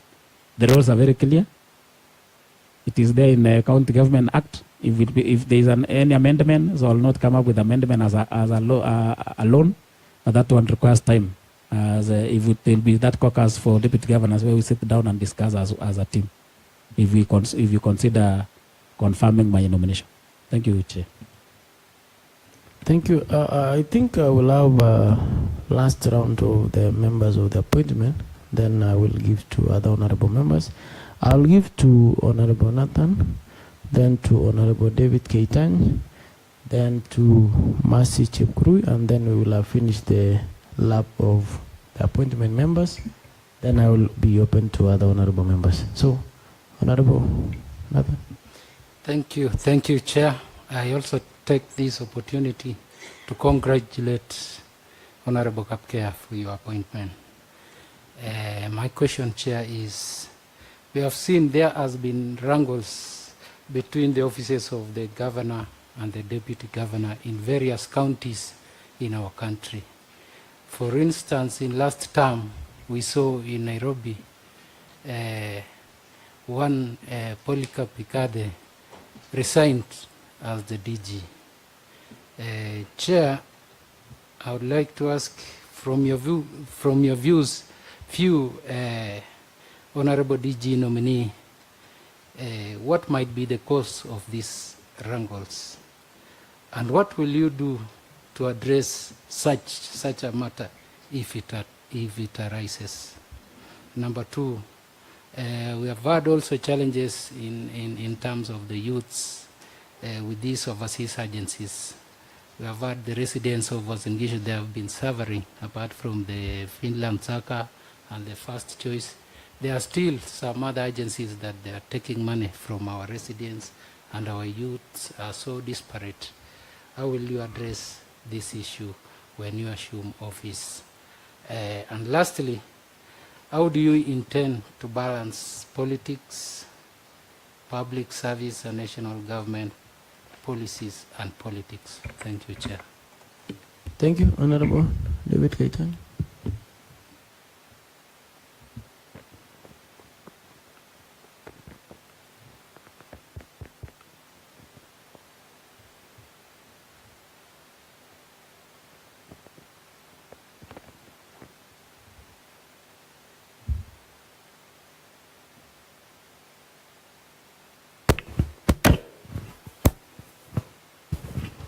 Thank you, Honorable Chair. First of all, I want to take this opportunity to congratulate our DG nominee, Honorable Kapkia. Honorable Speaker, who is also our chair today, I think I will not have many questions now that you all understand that the nominee comes from Moipen sub-county. And being from Moipen, of course, I will be praying that he becomes our third DG. But still, because I have to play my role as an honorable member, especially a member of this committee, I have to ask one or two questions. But before I continue, Honorable Chair, first of all, I want to pass a message of congratulations from youths from my ward. That is the youth members of Kaptopongen youth group. I was with them on Sunday, and they told me to pass the message to Honorable Kapkia. They are from Serkoit ward in Tuken Estate. And I want to thank also the nominee because he has said that he's going to do something with the youth. And now that Kaptopongen youth group, I hope our nominee will start from Serkoit ward by visiting this group, because I was told to pass the message of invitation to the nominee. So welcome our nominee. Honorable Chair, I think I was to ask you on the issues of roads, but the nominee has already answered that, because that one I know very well, that even the nominee knows. We used to fight to get the machineries, but he has answered well. It's only that I just wanted to know from him what he's going to do so that we get fairness when it comes to sharing of machines. I'm saying that because most of the time we used to be with him visiting the department to get the machineries, and it was not that easy. Another issue, Honorable Chair, is the issues of employment, especially the issues of casuals. I don't know, Honorable nominee, Honorable Kapkia, I don't know what you will do so that we get fairness when it comes to the issues of employment. And I want to share this to Honorable nominee, the latest one, that I was surprised to see, Honorable Chair, the one that the recent casuals, which was done by the county. We have seen the list, and there is a ward which got 15 casuals out of 120 during the recent preparations of confirming of Eldoret City. I'm just giving one, but out of that, we have around 4 wards with no casual. So I don't know when you become the our next deputy governor, what will you do on that? Thank you, Honorable Chair. Thank you so much, Honorable Member. I think, nominee, for the guidance of this House, you don't have to answer the last question, because it's not yet discussed in the House and has not passed by the House, so you can ignore that one for now. Honorable Mercy. Thank you, Chair. Please allow me to also congratulate the nominee. As a resident of Tembelio Ward, as a woman, I am very happy that he is well conversed with the issues of the Gen Z, me being one, and also the women. I just received a message from one of the electorates of the larger Uasin Gishu County, who has noted that you're well equipped when it comes to women and youth. So I promise you that we will hold you accountable when it comes to the services of the women and the youth of this country, because they're the biggest drivers of the economy. My question would just be, I would like you to rate yourself in terms of your decision-making skills, 1 being the least and 10 being the highest. Where do you rate yourselves when it comes to decision-making? Thank you, Chair. Thank you so much. I think you can respond to those questions. Then we go to the last set of questions. Thank you. Thank you. I'll start with a question from Honorable Member for Sergoet, Segero Barsombe, Honorable Malamoch, on the wrangles between the Office of the Governor and the Office of Deputy Governor. Like I said earlier, that the two are the constitutional offices with well-stipulated functions. I know my functions as the Deputy Governor, if given, if confirmed, and there are also the functions in the Office of the Governor that I cannot do as the Deputy Governor. But otherwise, I will be the principal assistant to the Deputy Assistant to the Principal Assistant to the Governor, but with well-stipulated functions. And that one, first, because I respect the constitutional office, then I will not create any conflict. And also, to be very sincere, Chair, I'm aware of the 48 laws of powers, that you cannot, I'm supposed to respect that the head of the executive is the governor, and I'm the deputy head of the executive. And you cannot outshine your master. You are supposed to play loyalty, but loyalty does not mean you compromise on your values. I will still advise my governor. I will advise my boss on what is right. I will be listening to the governor and discuss. I will also, and I'm very sure the governor that we have, who gave me this opportunity, is someone that listens, someone that respects, someone that encourages consultation. If the governor can work with the CCM, can work with the director, can work with even the staff, even the enforcement officers, all the way to those ones in our health centers. Now I'm also sure that he's going to work with me as his deputy, and he will also promote the consultation part. And also the governor wants service delivery. Also the governor wants teamwork. And I will also subscribe myself to those values. Otherwise, loyalty is very important, but not compromising what I believe in, not compromising my personal values, not compromising my professionalism and integrity.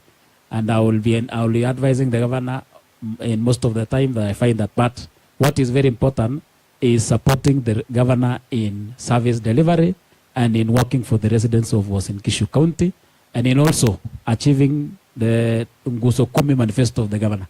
And I will be going through, I have the idea, I know about the Nguso Kumi, I know all the Ngusos, but I will make sure that in the next 1 or 2 months, I'm very conversant about the Nguso Kumi, on what they have achieved, on what we want to achieve, on what, and also on where we want to take Uasin Gishu County to. So those are if I respect the office, if I do my work, if I support the governor, then I'm very sure that we'll be avoiding rankles and conflicts.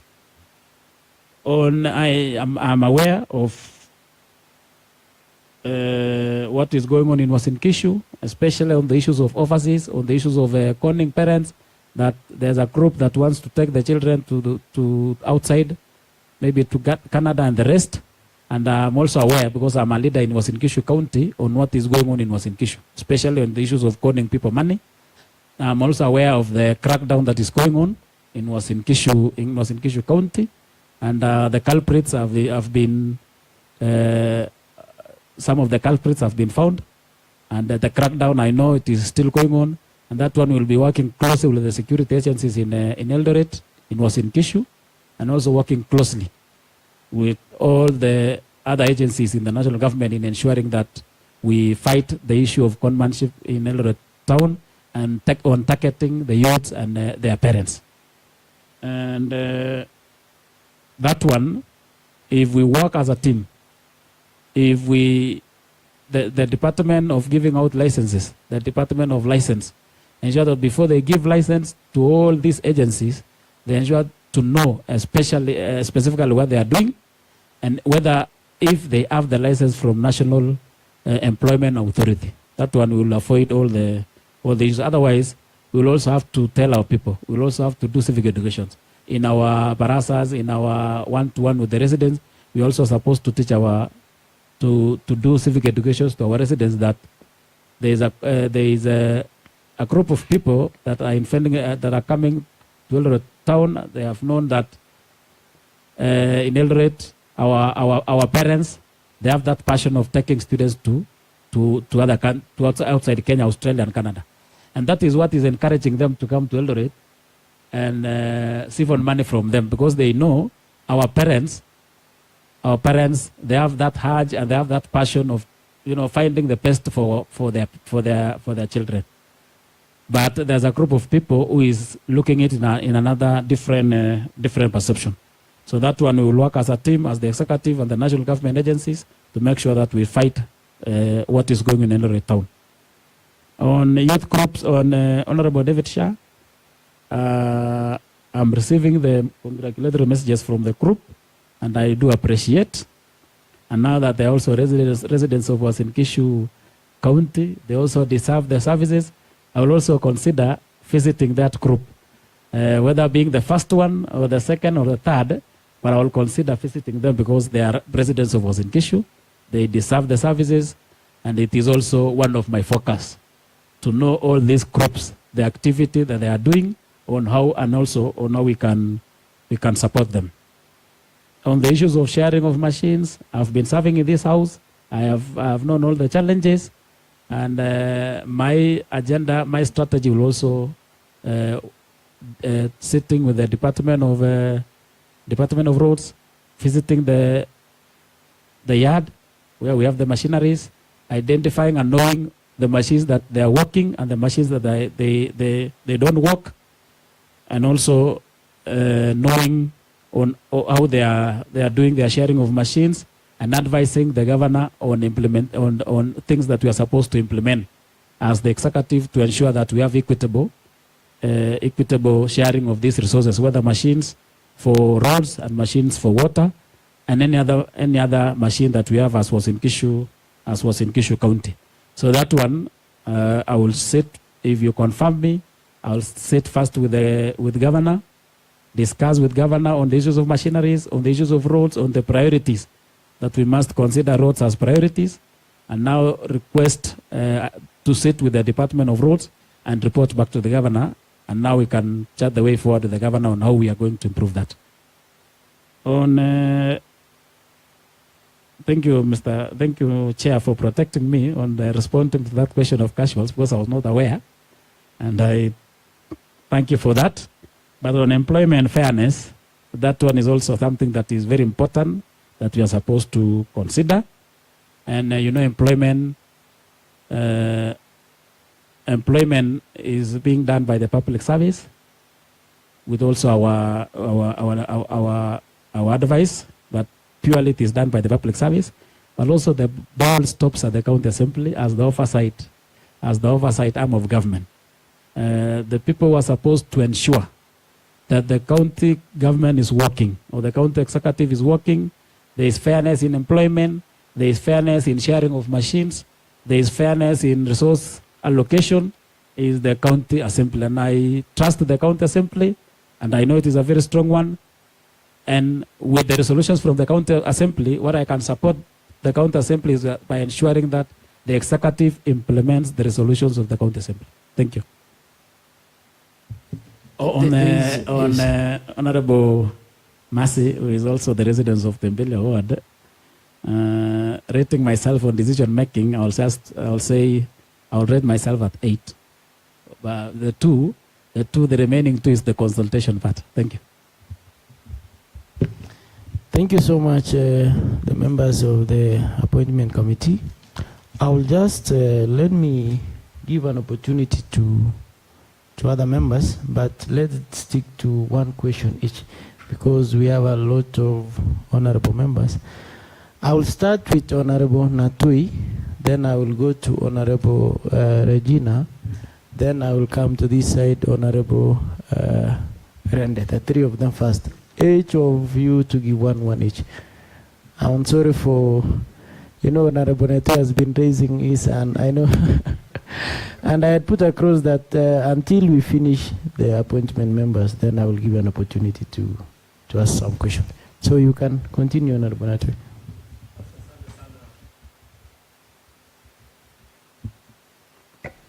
Asante sana mheshimiwa mwenyekiti.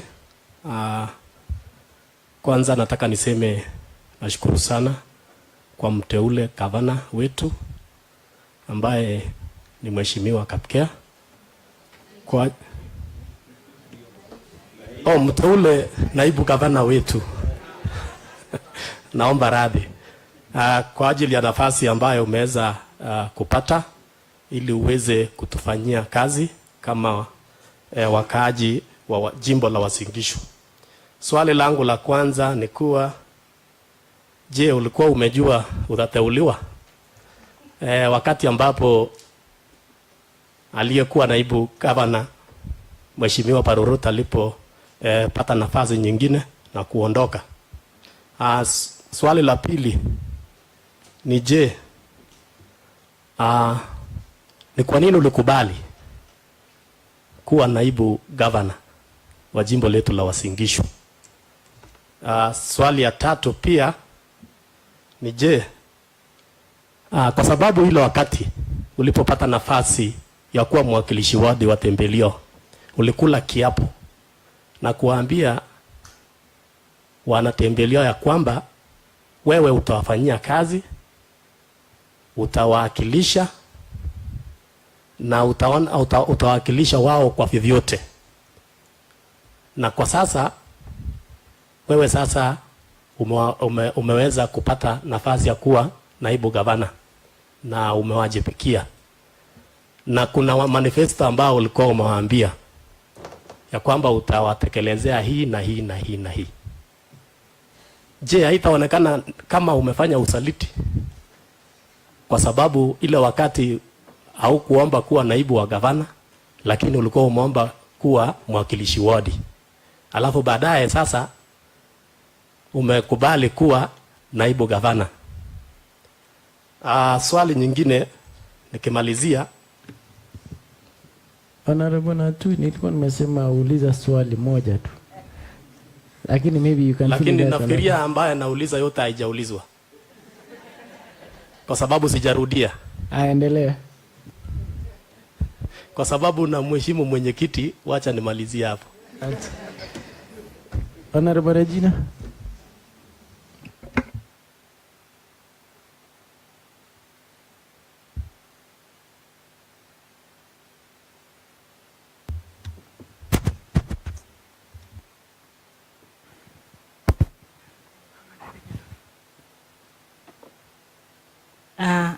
Nominee, receive my heartfelt congratulatory message. Congratulations to your appointment, to your nomination. That's Honorable Kapkea, while you are in this house, it was witnessed that at times we would see you aid one of the members who has special abilities. And this could be one of the reasons that God is helping you climb the ladder. My question is, if appointed to the position, if approved the appointed position, you will definitely be serving in an office that's not accessible for the BWD community. What plans do you have now that we've learned that you are inclusive, you are accommodative? What will you do to help these persons access services in your office? And in answering the questions, it's only in one occasion that you've mentioned persons with disability. You have plans for women and youth. Allow me to believe that you also have plans for persons with disability. My question is, what plans generally do you have for persons with disability in Uasin Gishu to, one, feel included, break the barriers, and get employment, and accessibility, and feel like any other member of Uasin Gishu, and attain their 5 to 10% in employment? Thank you so much. Thank you, Honorable Randa. Thank you, Honorable Chair. First of all, I want to congratulate my namesake, Honorable Evans Kipruto Kapkea, because I'm also Kipruto. I must acknowledge that. First of all, I want to ask one question or two questions to Honorable Nominee, Honorable Kapkea, that we always differ in ideologies, right? We were together here in assembly. We always chat, discussing about the Nguzo Kumi, and sometimes we differ.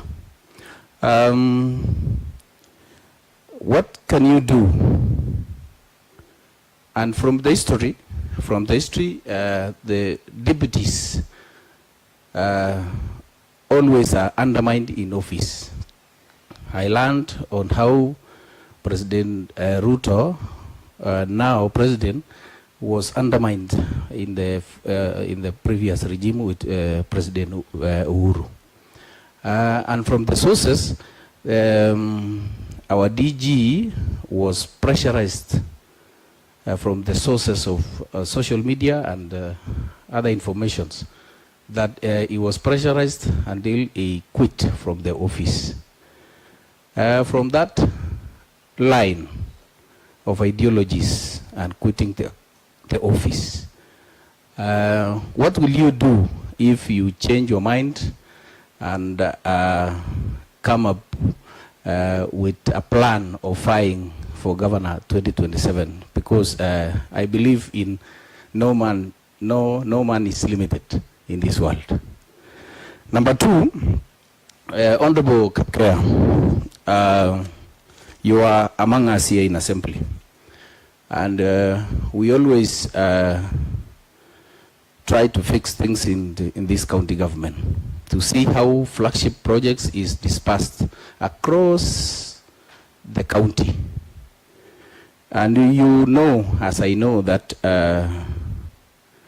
the flagship project is dispersed in an imbalanced manner. What will you do if granted this position of deputy governor in that way? Number three and last question is, we all know, just only one question, Chair, the last one. We all know the outgoing governor, who is our deputy governor, outgoing Barrow Road, was an ICT technocrat.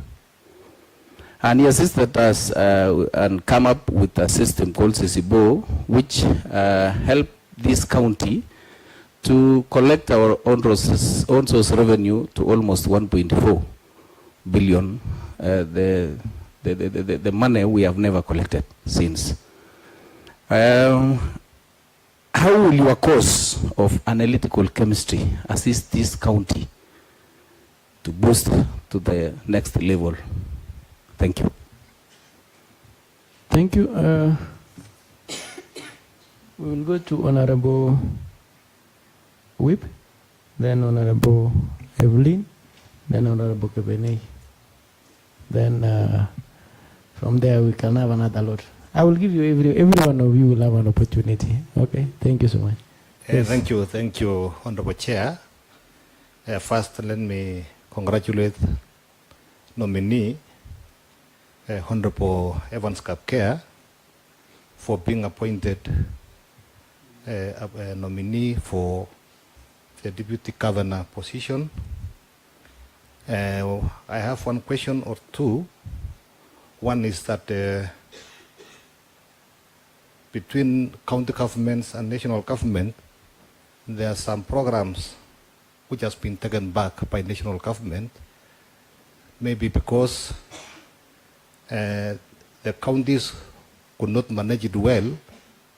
And I want you to give members of the public the confidence that some programs like the road maintenance levy fund was taken back, whereby the county now faces a lot of challenges on roads, that some allocations may not even do well because of the heavy works that is awaiting in our roads. So I want you to really give us what will you do to advise His Excellency the Governor and the county government of Uasin Gishu that the county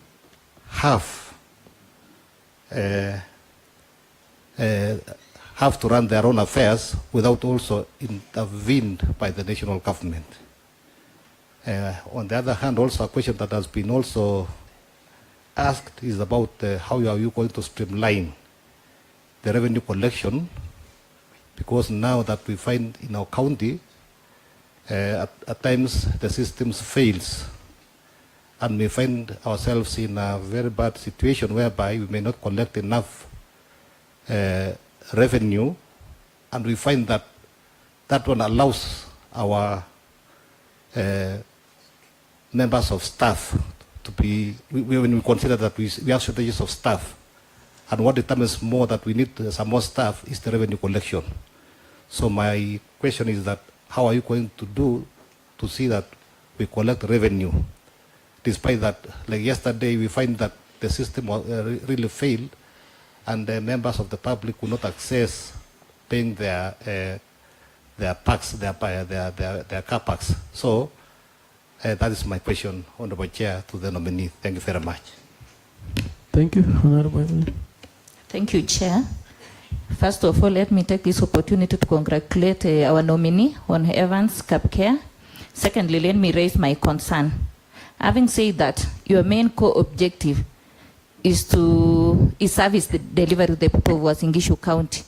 What promise do you give to those people of Uasin Gishu County in terms of service delivery and linkages?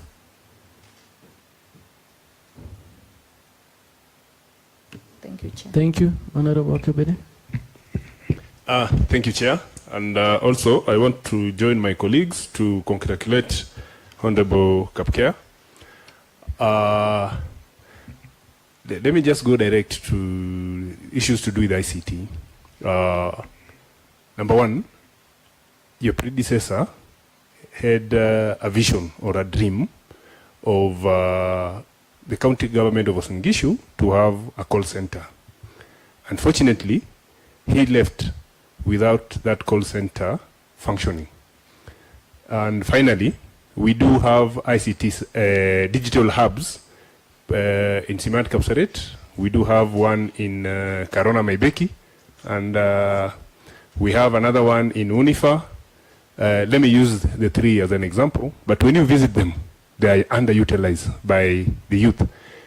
The age favoring you, how are you going to ensure that the youth utilizes these facilities that from the county government of Uasin Gishu?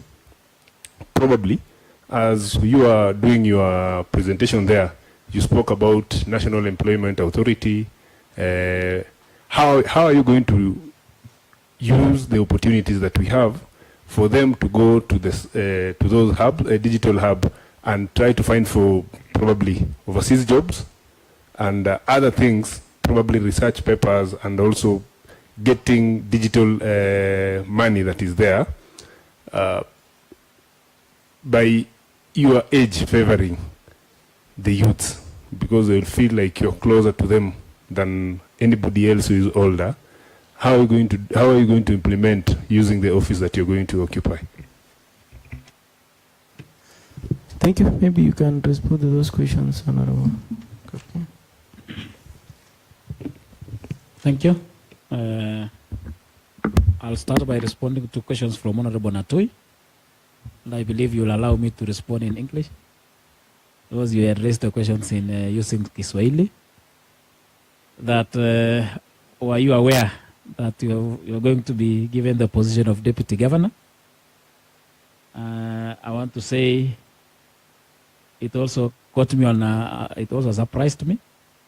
But what surprised me, like I said, is being given the position of Deputy Governor, but not the office itself, and even delivering in that office or performing in that office. What I was only aware was that is from the ESA and from the social media and from other sources of information, is that the position of Deputy Governor may go to Moiben Ward, Moiben Sub-County, and for Tembelia Ward, it was somehow 70% that it will go to Tembelia Ward, and I was also praying. And there were also very big names that were being fronted from Tembelia Ward. So I was in the list, I was among those who were being fronted, but I was also praying and I was also crossing my fingers so that maybe the eye of the governor catches me. So I was also surprised, but immediately I was given that position. I took it positive. I took the oath of office that I will serve the residents of Tembelia Ward. That one I acknowledge, to serve them as the MCA, but I'm still now serving the people of Tembelia as the deputy governor. If the position was outside, was in Gishu or in any government parastatal, I want to assure you, I will not have taken that position. But now I was only given the position of deputy governor, which was in Gishu County, which Tembelia Ward is part of, was in Gishu County. So I want to assure the residents of Tembelia Ward that I've just been given the position of deputy governor, but I will still continue. I will serve the people of Tembelia as the deputy governor the same way I will serve the residents of the other 29 wards of Uasin Gishu County. So I don't feel like I've disappointed them. They also took that position in a very positive way. They also appreciated that now we are getting another deputy governor from Tembelia Ward, and we are also getting another opportunity to give someone to serve us. So they took the position positively. I have gotten a lot of congratulatory messages from residents of Tembelia Ward. I know they are also following this one. They are very positive. They are eagerly waiting for and praying that the County Assembly of Uasin Gishu consider confirming the MCA as the deputy governor of Uasin Gishu County. So I don't feel like I've disappointed them. I feel like I've done something good for them, that I did good in serving them as MCA until the governor saw fit to give me the position to serve as the deputy governor. Otherwise, the governor had an opportunity to choose from 700 voters of Uasin Gishu County. So they are supposed to take it positive and thank God that out of the 700, the governor picked the MCA and left out 699,000 and what residents of Uasin Gishu. I accepted the position because I have the passion for leadership. I knew this one will give me another opportunity to grow as a leader. And you had even started by recognizing me as the governor, which you corrected. But I pray God to fulfill that, maybe to fulfill what you have anticipated, maybe after the governor, after serving for 10 years, God to fulfill that, your prayers, and answer the prayers and give me the opportunity to also serve the residents of Uasin Gishu as their governor. But for now, I will support, I will work closely, and I'll support the governor in delivering the manifesto, the Ngusokumi manifesto. From Honorable Regina, maybe I would request that you forgive me for not being very specific and saying PWD, but I know they are part of the youth and part of women. So they're also part of youth and part of women. So I mentioned youth as general name, but they also included PWD members who are youth. And I mentioned women in general. They also included PWD members who are women. So I will not. I will support them. I will ensure inclusivity. I was once among the vulnerable members in the community, and that the government used to pay us some money, 2,000 monthly to the family. So I know I'm supposed to support the vulnerable members in the community because I understand what they are going through. The PWD, the rest, the vulnerable, I know the challenges they are going through, and it will be my focus to ensure that I'm supporting them and feel for what they are going through and make them feel that they are very inclusive. Or now to support them in ensuring that they also get employment. The law is also very clear that 5% to 10% is supposed to be for PWD, and to support them is by making sure that the public service are responsible, the public service are doing their due diligence, and ensuring that in any employment, 5% goes to the PWD.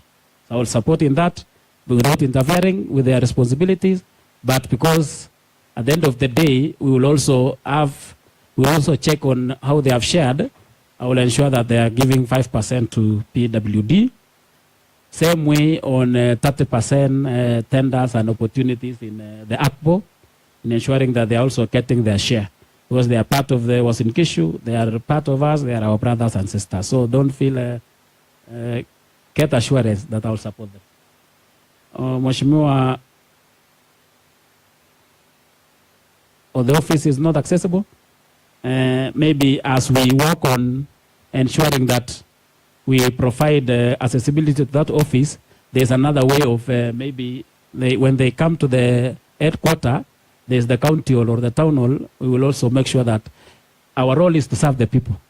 So it will not take me, it will not hurt me to come all the way from my office and meet them in the town hall.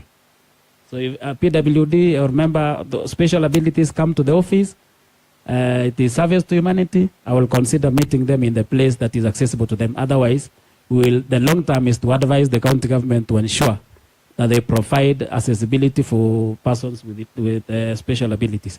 But meeting them, that one, count it done, whether in a town hall, whether in the town in the ground floor. That is, I'm assuring you that we will serve them. Thank you so much. Honorable member from Tapsagoi on undermining, this is a constitutional office, like I said, and the head of the executive is the governor, and I will be the deputy governor, deputy head of executive as provided by the law or the constitution, and also provided by County Government Act. And I will not go above the governor. And because I'm now the second one, no one will also come. They will also respect the office. Not respecting me as Honorable Kapkea, but respecting the office of the deputy governor. And respecting the roles of that office. And now that I will be holding the office, they should also respect me as the holder of that office for this time. And also, I will also respect the CECM member as the holder of that office, the CEO, the director, the staff, and even the enforcement officer. So all these should be a way of respecting each other and doing what is provided by the law and doing the right thing. So that one, no one should not look at me as the young guy and trying to undermine the office, because you will not be undermining Honorable Kapkea, you will be undermining the office of the Deputy Governor that is provided by the law, and it is there constitutionally. So only that I'm the holder of that office for this time, you also respect the holder of that office, and I will, like I said, there are different opinions, we have all different opinions, but I was taught one time that if you put something, if you write E, somewhere there, someone who is on the other hand will look at it as E, another one will look at it as W, another one will look at it as 3. But at the end of the day, we will have to take the opinion of each and everyone and agree on one position. So consultation will be very important, teamwork will be very important, respect will be very important, and specifically, particularly, respect to the office, not respect even to the person. If you don't have respect to the person, now you should have respect to that office. On flagship project distribution, like I said, I'll do my best to advise the governor in ensuring that we distribute the flagship projects in an equitable way, not equally, equitable way. The reason why I'm saying in an equitable way is because the flagship program is supposed to do other roles like sub-county hospitals, to do roles like sub-county offices, to do a lot of things within the city. So it may not be equally, but at least in a very equitable way, in a way that after meeting things like sub-county hospital and the rest, the remaining we share equally among the wards in Uasin Gishu County. So that one, I will be advising the governor. I served as the member for budget committee, and I got a lot of experience in that committee.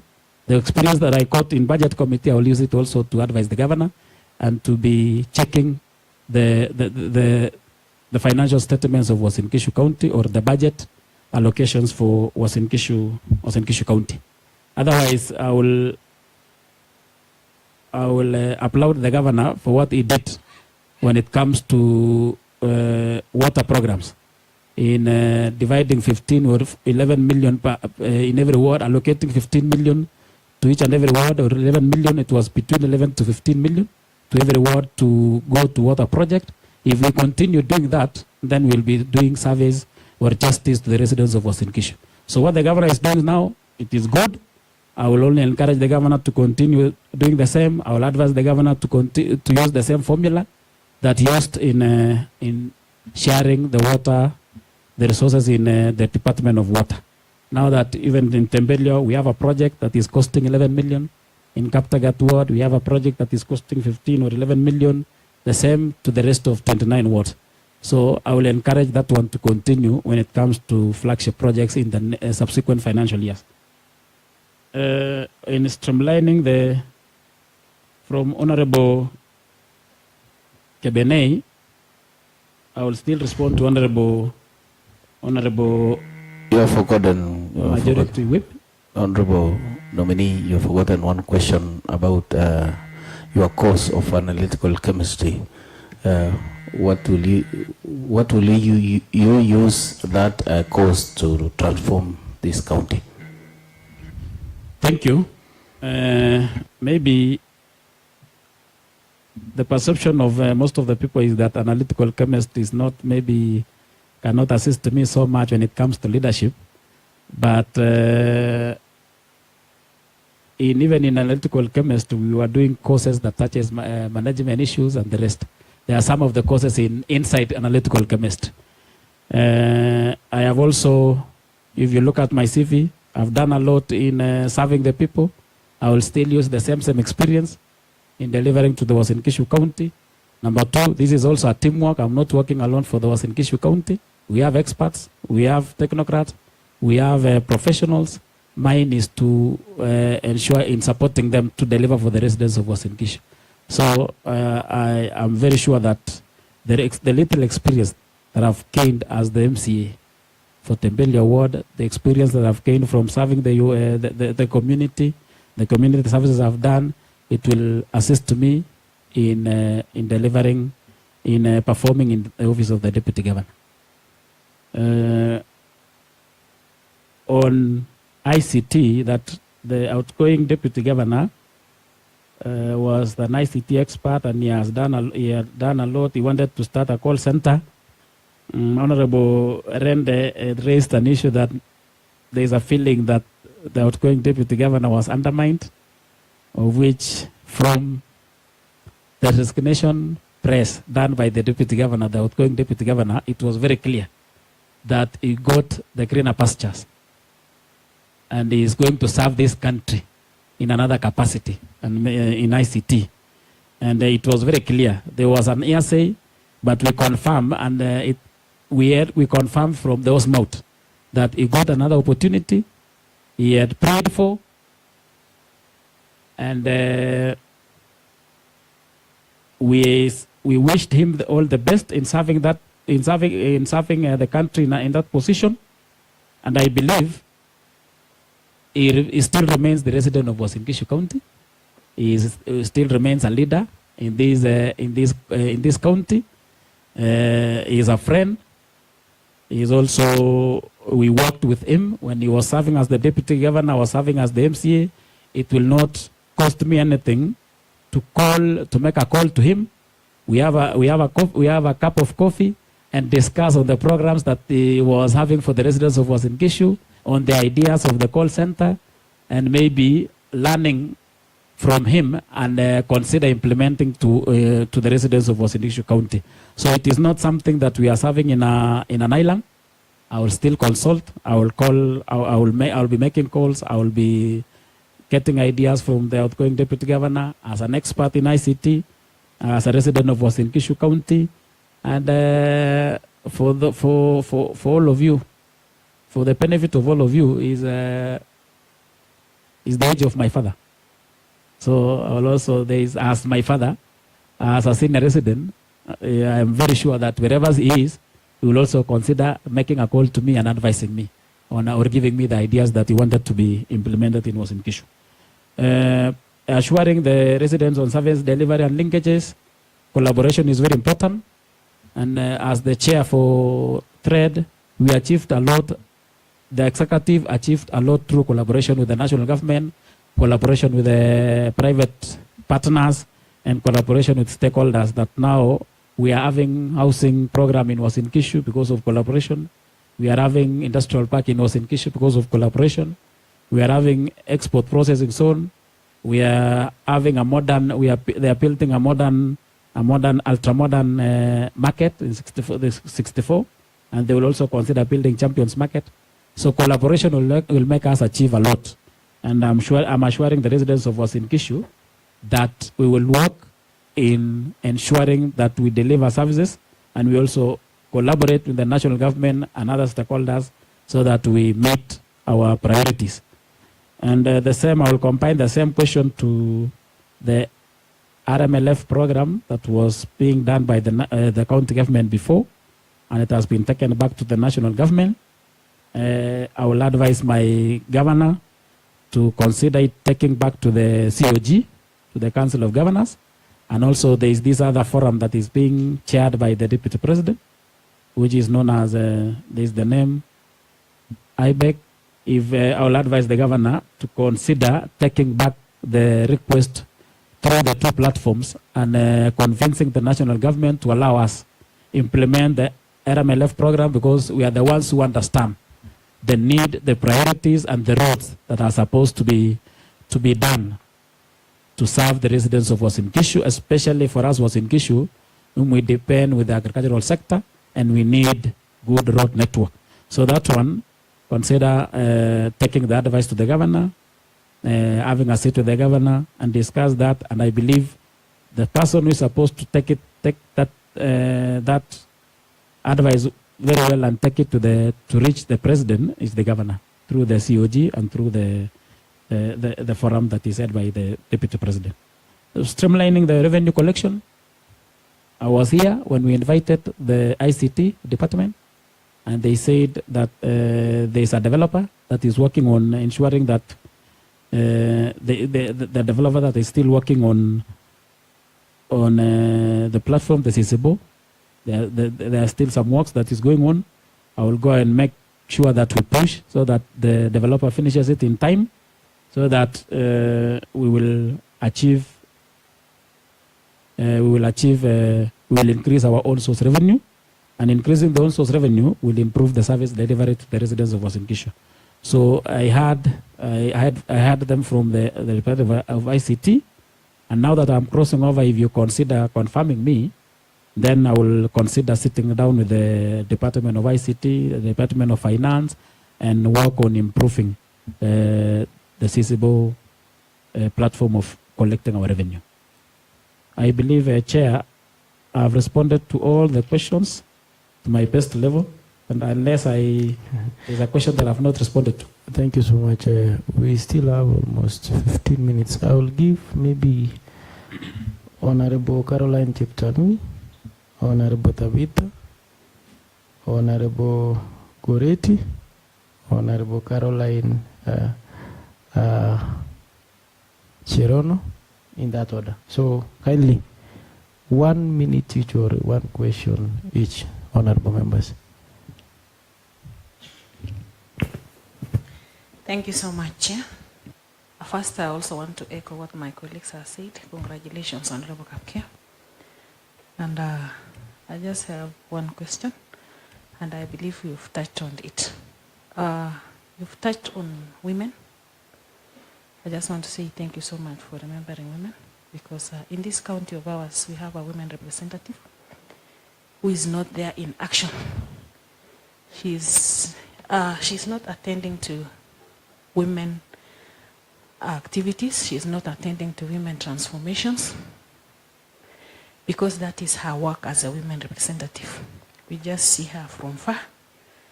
Even as honorable members who are seated here, we are just saying that we represent women, and we really don't have what to give to the women, because the person who is there to assist women is not seen.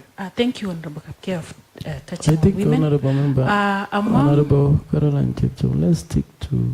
Thank you so much, Honorable Chair. Among what you've said, Honorable Kapkia, on women empowerment, among the many things that you are going to do, just give us one on how you will deal with women, because you've said they are vulnerable, and that is true. We have single mothers, we have widows who needs to be attended to. Just give us at least one among the many that you have, so that I will find, when I come to your office, I'll have something to ask. Thank you so much, Honorable Member. Thank you, Honorable Tabitha.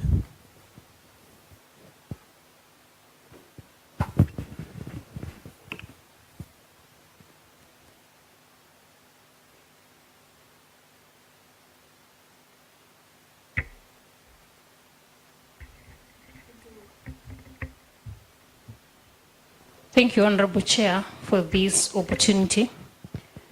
One, congratulations, Honorable Kapkea, being nominated to represent the county of Uasin Gishu as the Deputy Governor. I'm so happy, I'm so proud of you. And as a person who is representing the youth, I have joined you in prayers that you get approved by this committee, because it is a win for us.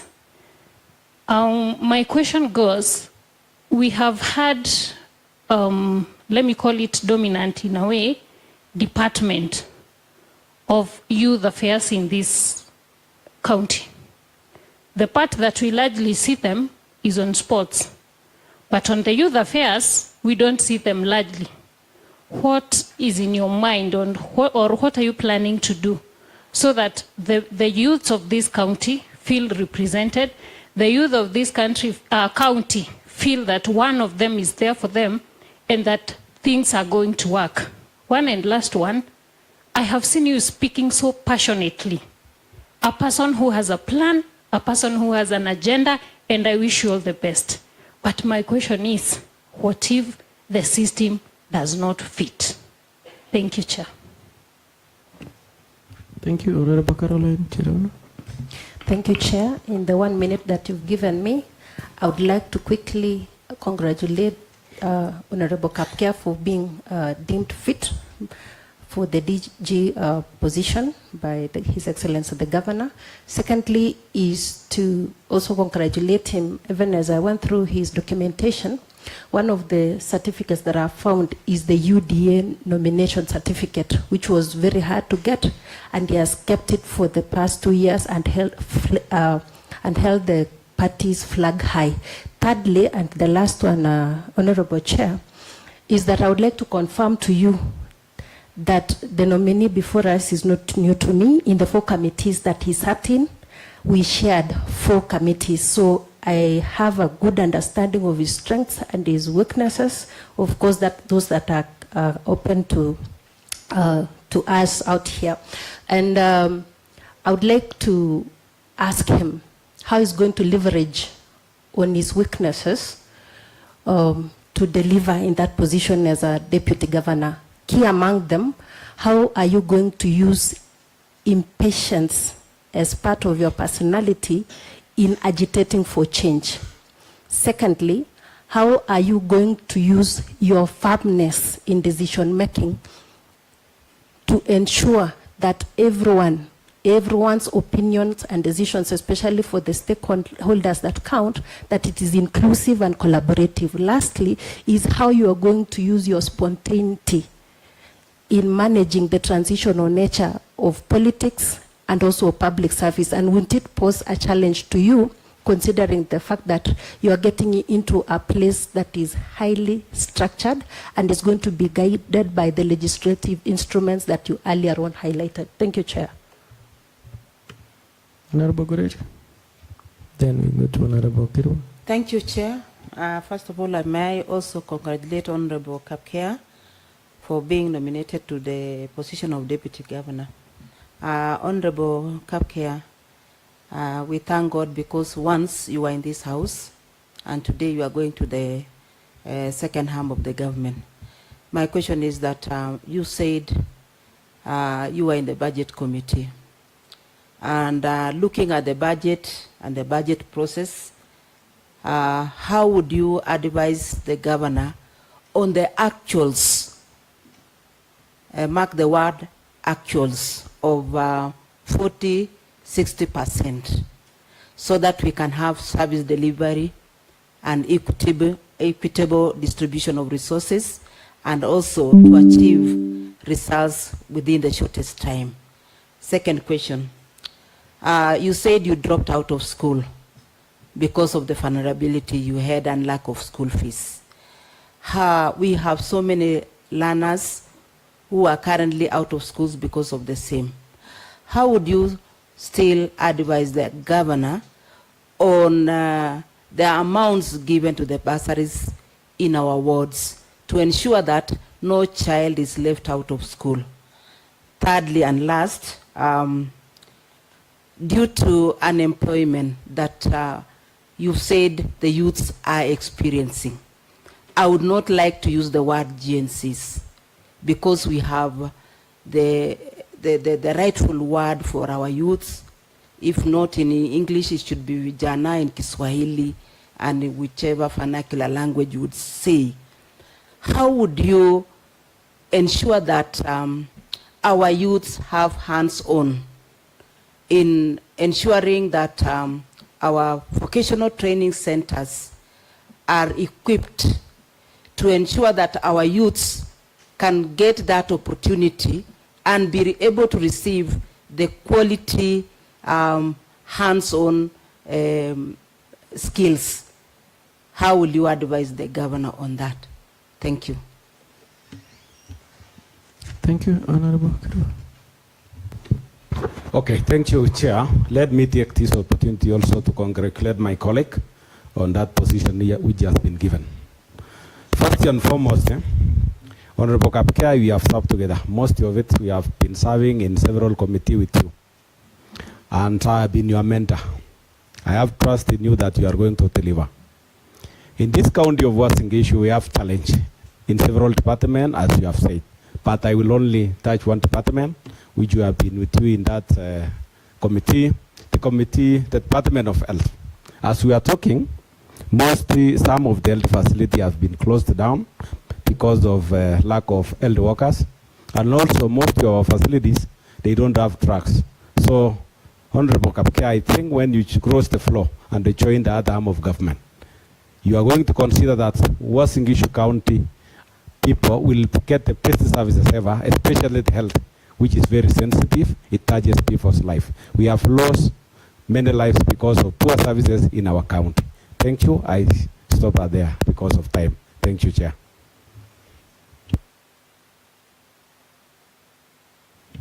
Maybe I can request one member so that you can respond. Honorable Thomas.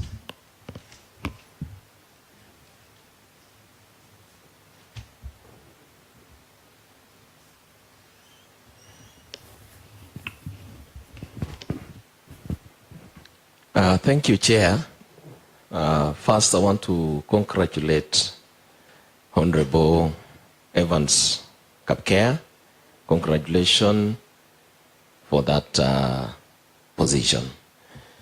Mine is not a question. Mine is a kind of request or advisory. Thank you, Honorable Kapkea. You have actually expressed to the satisfaction that you were the best person to that position, linking the assembly and the executive. I would wish that most of us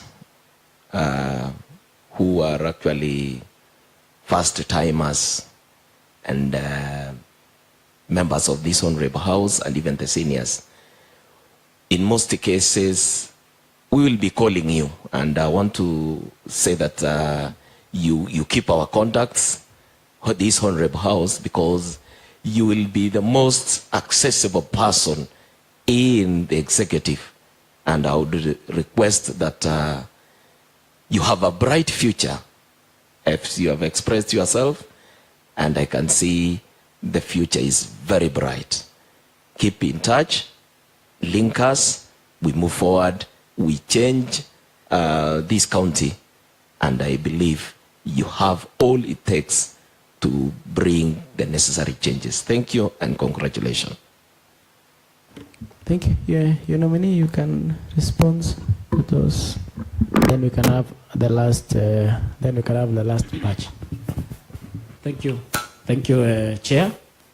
I'll start by responding to questions from a question from Honorable Caroline Cheptonui on women empowerment, on how to support women, one of the programs that I can provide, or what I'm going to do. And I will focus on empowerment through 3 areas. The first one is they are the ones that we can support from the area of self-help groups. And that one, it is only that the resources are minimal. Otherwise, the best approach to empower women is through women groups, because that one carries only 12 to 15 members. And managing the resources, it is easier.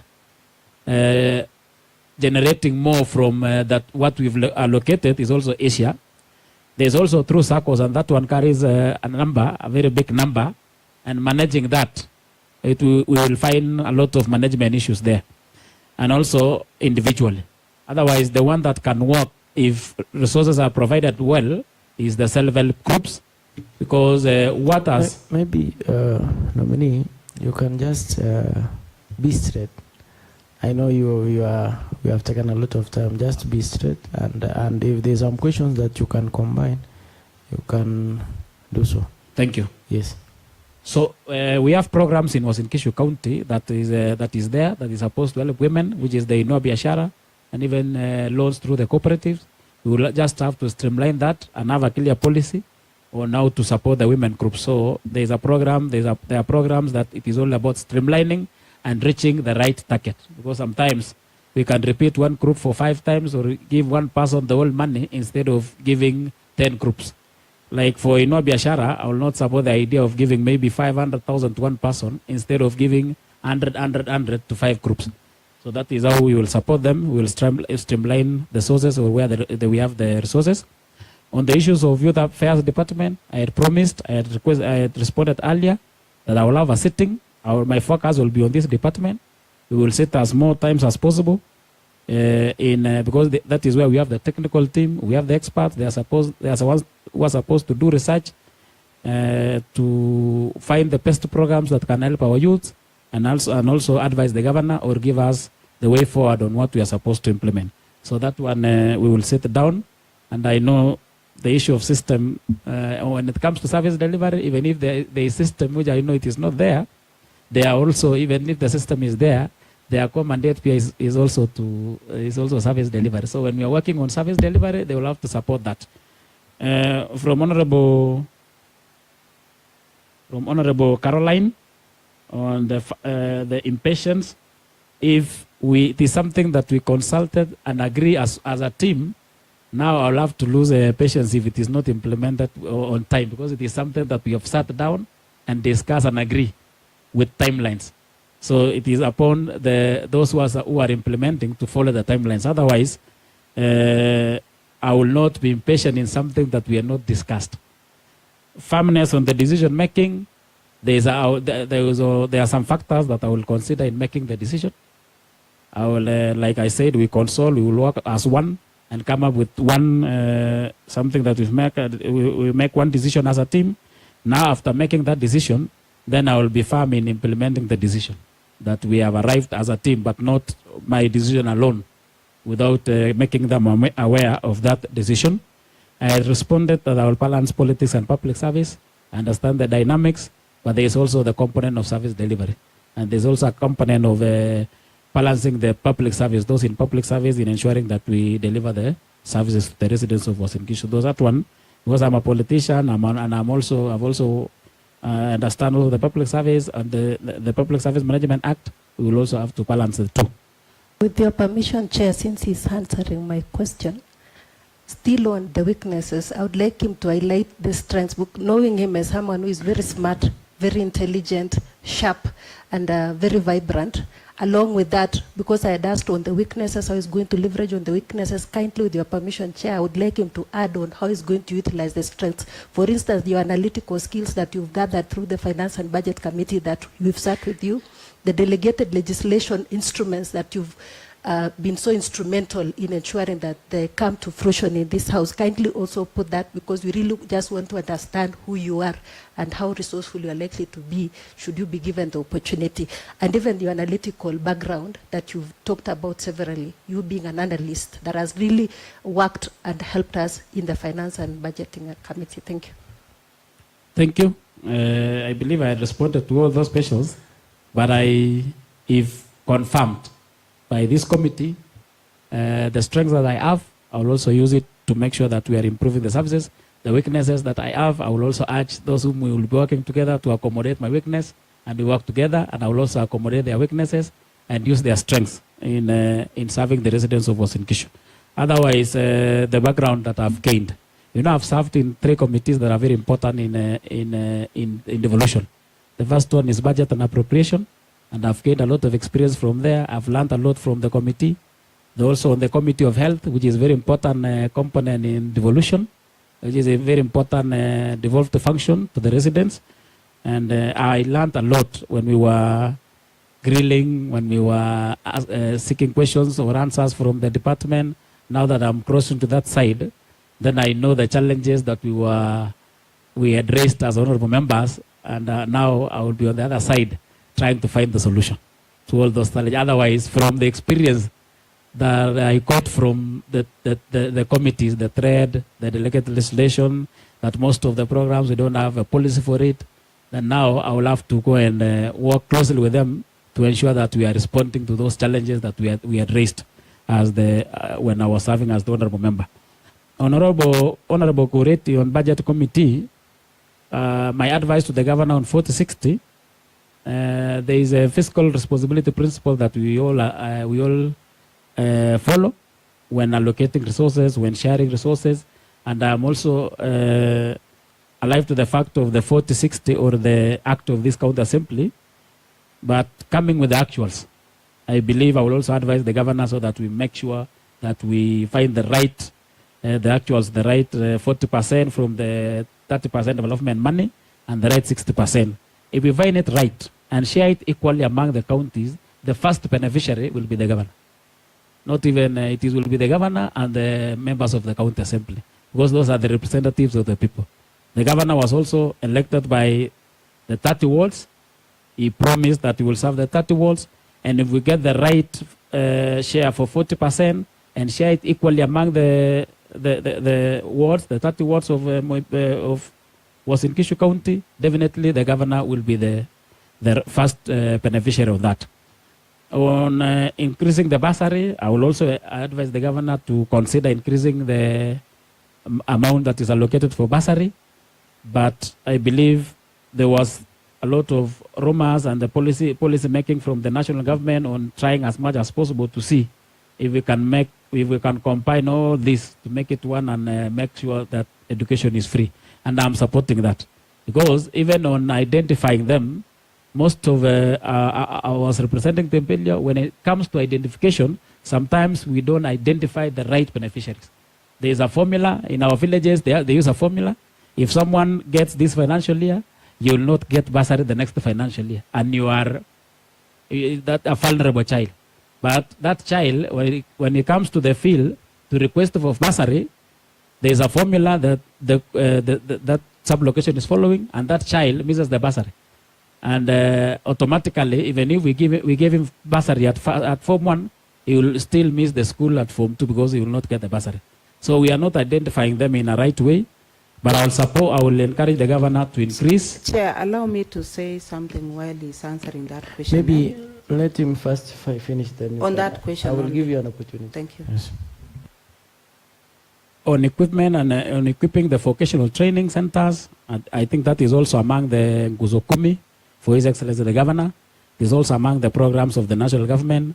As a deputy principal assistant to the governor, I will support the idea of equipping allocating more money, increasing the capitation money to the vocational trainings, and also in ensuring that we encourage our youth to join vocational trainings, and also encourage our youth so that when you go to and do welding, you also come and apply the same in creating employment for yourself. Otherwise, we've been training all of them, but after training, what happens after there, we don't know.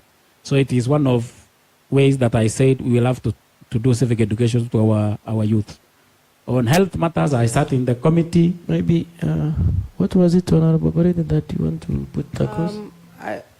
Chair, that the proposal of bringing bursary maybe direct to the school and making education free for all, maybe it cannot work, because when you say free for all students, we have people who are able to pay the fees for their children.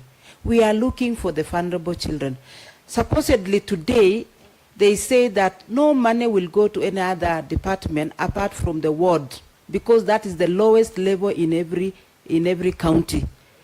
That what would you advise the governor over that? What's it, point of order, Honorable Kaitan?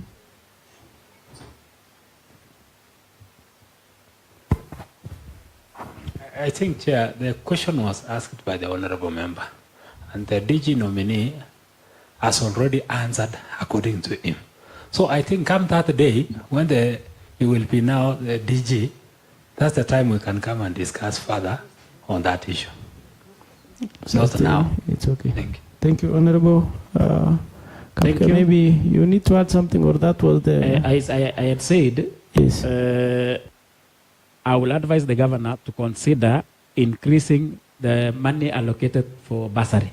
I think that that is how I responded to. Thank you. You can continue. On health, I served in that committee. There was programs that were started by the governor in like revolving fund in pharmacy, looking for more suppliers, not only KEMSA. I was supporting that idea, and I will still support it. I will still advise the governor to continue pursuing that. And also, I will give my advisory to the governor to consider discussing with the public service board and ensuring that we fill the vacancies that are in, or we increase the number of nurses and clinical officers, so that we increase the human resource in health sector, because that is the main function that is devolved to us, and it is high time that the governor advise the governor to sit down with the public service and consider, and the Department of Health, and consider increasing the human resource in the health sector. Otherwise, I think I've responded to all the questions. The comment from Honorable Thomas Yako, I've taken it seriously, and I'll still, if this committee consider confirming my appointment, I will keep in touch. I will work closely with the honorable members in this house. Thank you. Thank you so much. Maybe we can have the last batch of some questions. Maybe we'll take between 5 minutes. Honorable Sawe, then Honorable Patrick, then we finish with Honorable James and Kipchumba. Honorable Sawe. Thank you, Honorable Chair. I want to join my other honorable colleagues. I want to join my other honorable colleagues in congratulating the new DG in town. That is Honorable Evans Kapkea. Congratulations. Mine is not a question, it's a concern. I had you taking us through your background, and one of the items was that immediately you completed your university level of education, there was no job. You did not get any work. Now, what will happen with the 3 employees? I know you have the liaison, the secretary, and the PA. Will you move with them to the office of the DG, or you leave them to go home? Thank you. Honorable Patrick.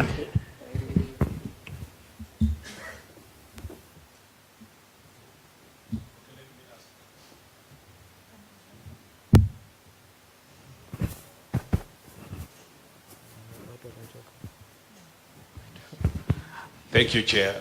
Mine will just be one question. Thank you very much, Honorable Kapkea. Now that we work together in the Committee of Trade, and we had a project together on issues of the hawkers, I just only have one question. You know the 2023-2024 budget, we have serious problem with rollovers, where so many projects have been rolled towards 2024, 2025. They have absorption rate, and that makes the county look like it's not working. Thank you. Honorable James. Thank you so much, Chair. Mine is only to take this opportunity to congratulate Honorable Nominee Kapkea. Also congratulations from the people of Karuna Maybeki Ward, and I'm so much happy, and actually God is good. Maybe as a concern, you've known a number of incomplete projects within our ward, within our county. So what is your take concerning the same incomplete projects, most of the flagship ones, like for example the Chagaya Iron Institute and even sub-county hospitals? Thank you so much. Congratulations. Thank you. We can finish up with Honorable Kipchumba. Thank you, Honorable Chair. May I take this opportunity to congratulate my friend, Honorable Evans Kapkea, for this opportunity. You are able to the task and keep up the same spirit. I also take this opportunity to thank His Excellency the Governor for giving Honorable Kapkea this opportunity, being a young man, being a member from this assembly, being a first-term MCA. Honorable the nominee, I only have one question to ask. And you have addressed so many challenges, and you have also come up with a way forward. And despite the way forward and all those challenges, there is an issue of packaging and also doing the communication to the public so that it comes out very clear. So that by the end of the day, the community of the people of Uasin Gishu can feel the impact of what the county government of Uasin Gishu is doing. How are you going to package this information so that it comes out clearly in all the 10 manifestos of the governor? Thank you. Thank you so much. Maybe Honorable Sato. Thank you. Thank you, Chair. Let me take this opportunity to congratulate Honorable Gibruto, the nominee for the Deputy Governor. For sure, you've been one of the pillars. We've been working together. I think with the first experience that you're having now, it is good that you go as a link between the assembly and the executive. More so, I think one of the things that you talked of in the morning was employment of the youth. Being one of the youth as you are, it is good that you explore more and more for the youth, because those are the people who will matter so much in the near future. Take that one as one of the compliment. As the Bible says, give thanks in everything that God actually give you. This is one of the things that you will do. We thank God for, and may God bless you and take good care of you. Amen. Thank you. You can respond to those questions. Thank you, Chair. Question from Honorable Samuel Sawe. And I request that you protect me on responding to that question. Because Honorable Member from Kaptagat Ward had raised the issue of having another group of supporters, managing the supporters. Let me go and manage them from my own personal level. Because immediately I respond, I will be creating more problems outside there or amongst the supporters. So Honorable Samuel Sawe, through the chair, you will allow me not to tackle that. It's okay. On all the programs for 2023-2024, which I was part of, I'm still part of the team. I know even in my ward, there are so many programs that were rolled over. And I thank the County Assembly for the oversight that you did, that we did as a team. And I believe that even the executive have had the responses or the concerns from the County Assembly, because I was still part of the team. I'm still part of the team. We were doing oversight together and ensuring that they give us response on why they've not implemented 2023-2024. To cure that, as we go forward, is what I had responded earlier, that I will advise the governor to consider having them sign the performance contract after every financial year, so that at least we will be responsible that this financial year have implemented all the programs or not. And at the end of the financial year, you'll also be responding to the governor whether you implemented all the programs or the challenges, why there is a rollover in your department. So that one will cure and will make people responsible. We will have political responsibility, or even we will do what is required for us to do. Provided that we have the resources, there is no reason why you are not implementing yet. We have the resources, and we have a span of 1 year from June to June to the next financial year. So that one is advising the governor and also encouraging the county assembly to continue with the oversight role and making sure that they are inviting the departments and they are responding. And from the other side, if you consider approving my appointment, my nomination, is to ensure that we are pushing all the departments to honor the invitations, to respond to all the questions, and to do their job. So that one is it is a collective responsibility for all of us. And I'm also sure the governor, because governor is also keen on ensuring that we implement all the programs, because that one is always captured in his governor's address to this county assembly. So I'm very sure governors wants the time that he comes to give his governor's address is at least when reporting on the absorption rate, 70% and above is good for the governor to respond to this house or to give a governor's address. Otherwise, governor will not encourage or will not be comfortable to report that the absorption rate is 20% or 30% or 40%. So also the governor, I'm very sure with my advice, the governor will also consider pushing the executive, the other arm of government. On all the projects that are incomplete, I was serving in the budget committee, and I'm aware of all the projects that are incomplete. Mine is to sit down with the respective department. Maybe it is a project in the health department or a project in a roads department, to find the expected time of completion of that project, the amount that were allocated, the resources that were allocated in that to that project, the challenges why the project has not been completed, or whether it requires more time or whether it requires more resources. Then after getting that and sitting down with the governor, we will now find a way forward, and also with the advice from the respective committees in this county assembly. Because I believe we have all the respective committees, they will also give their proposal. I will also give my advice to the governor. We will come up with a proposal and see if we are completing that, finding the resources to complete that project. Otherwise, all the projects, like the Chakaya project, it was a very noble idea. Like the one in Chebolol, it was a very noble idea. Like having all sub-county hospitals, the idea was also noble. But I guess the biggest challenge is the resources.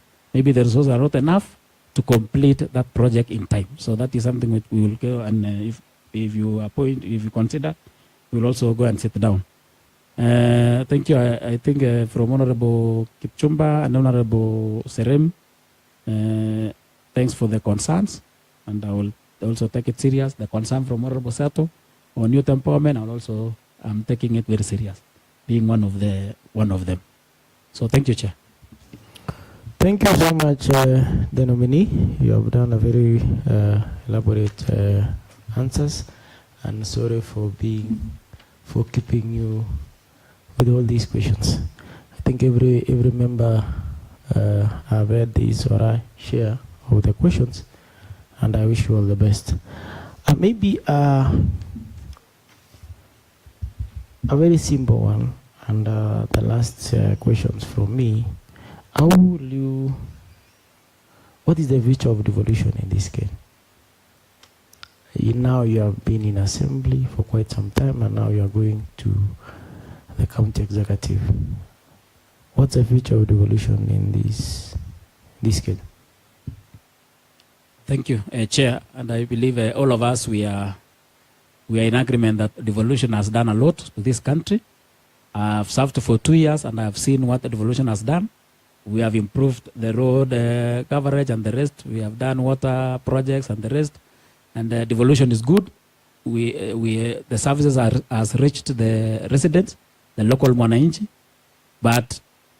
and the future is good. We are supposed to continue empowering devolution. We encourage the national government to continue empowering the devolution, to continue providing more resources for the devolved functions, or to devolve the resources functions fully with the resources. And also as the county governments, it's also good that we streamline the public service, because those are the people who will make us achieve the full potential of the devolution. Those are the implementers. So if we streamline, we motivate, and we support the public service, the workers, and also combat corruption, we will achieve more through devolution. So devolution is good. It is good all of us to support. It is good we all of us encourage the national government, and it is good also that as the leaders in the grassroots and as the leaders in the county government, we encourage, we support devolution. Thank you. Thank you so much, Nominee. I think that we are the end of our conversation.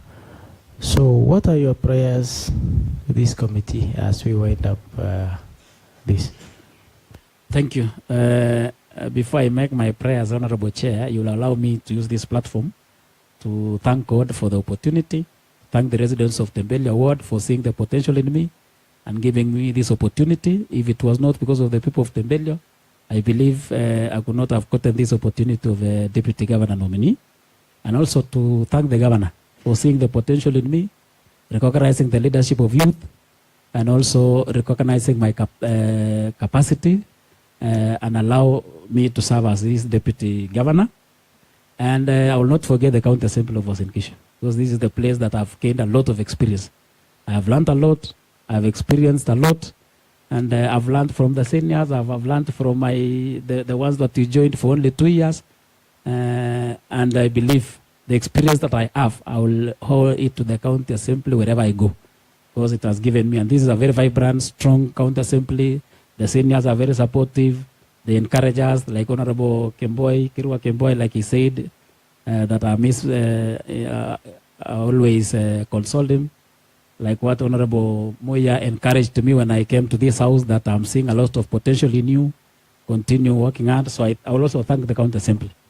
My prayers to the appointment committee is I'm making an humble appeal that you consider confirming me to serve the residents of Uasin Gishu on this capacity as the deputy governor, and you consider confirming me so that I also grow my leadership. I also serve the humanity, and I'm promising that I will serve as the link between the county assembly and the executive. I will also be making close contact and consultation with the representatives of the people, because I know the roles of the MCAs. I know the roles because I've been one of them. And you are going, MCAs, as MCAs, we are going through a lot. So I will be serving as the link between the two, and also ensuring that we are supporting all the programs, implementing all the priorities that you've discussed with your people. Otherwise, thank you, Honorable Chair. It is my prayers that you consider confirming my appointment as the Deputy Governor. Thank you. It is not me, it's the committee. Through you. It is through you, Chair. So once again, the nominee, congratulations for being nominated. And I wish you all the best. May God bless you. Thank you so much.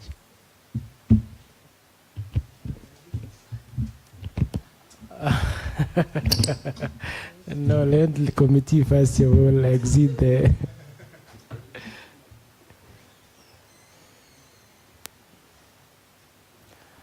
Well, thank you, honorable members, for this patience and your time. I think we have made an elaborate and a very good discussion on this. I've been informed that there is lunch, so kindly, as we move, let's have lunch, then we have a discussion. Since there is no any other business, this house stand adjourned. Thank you so much.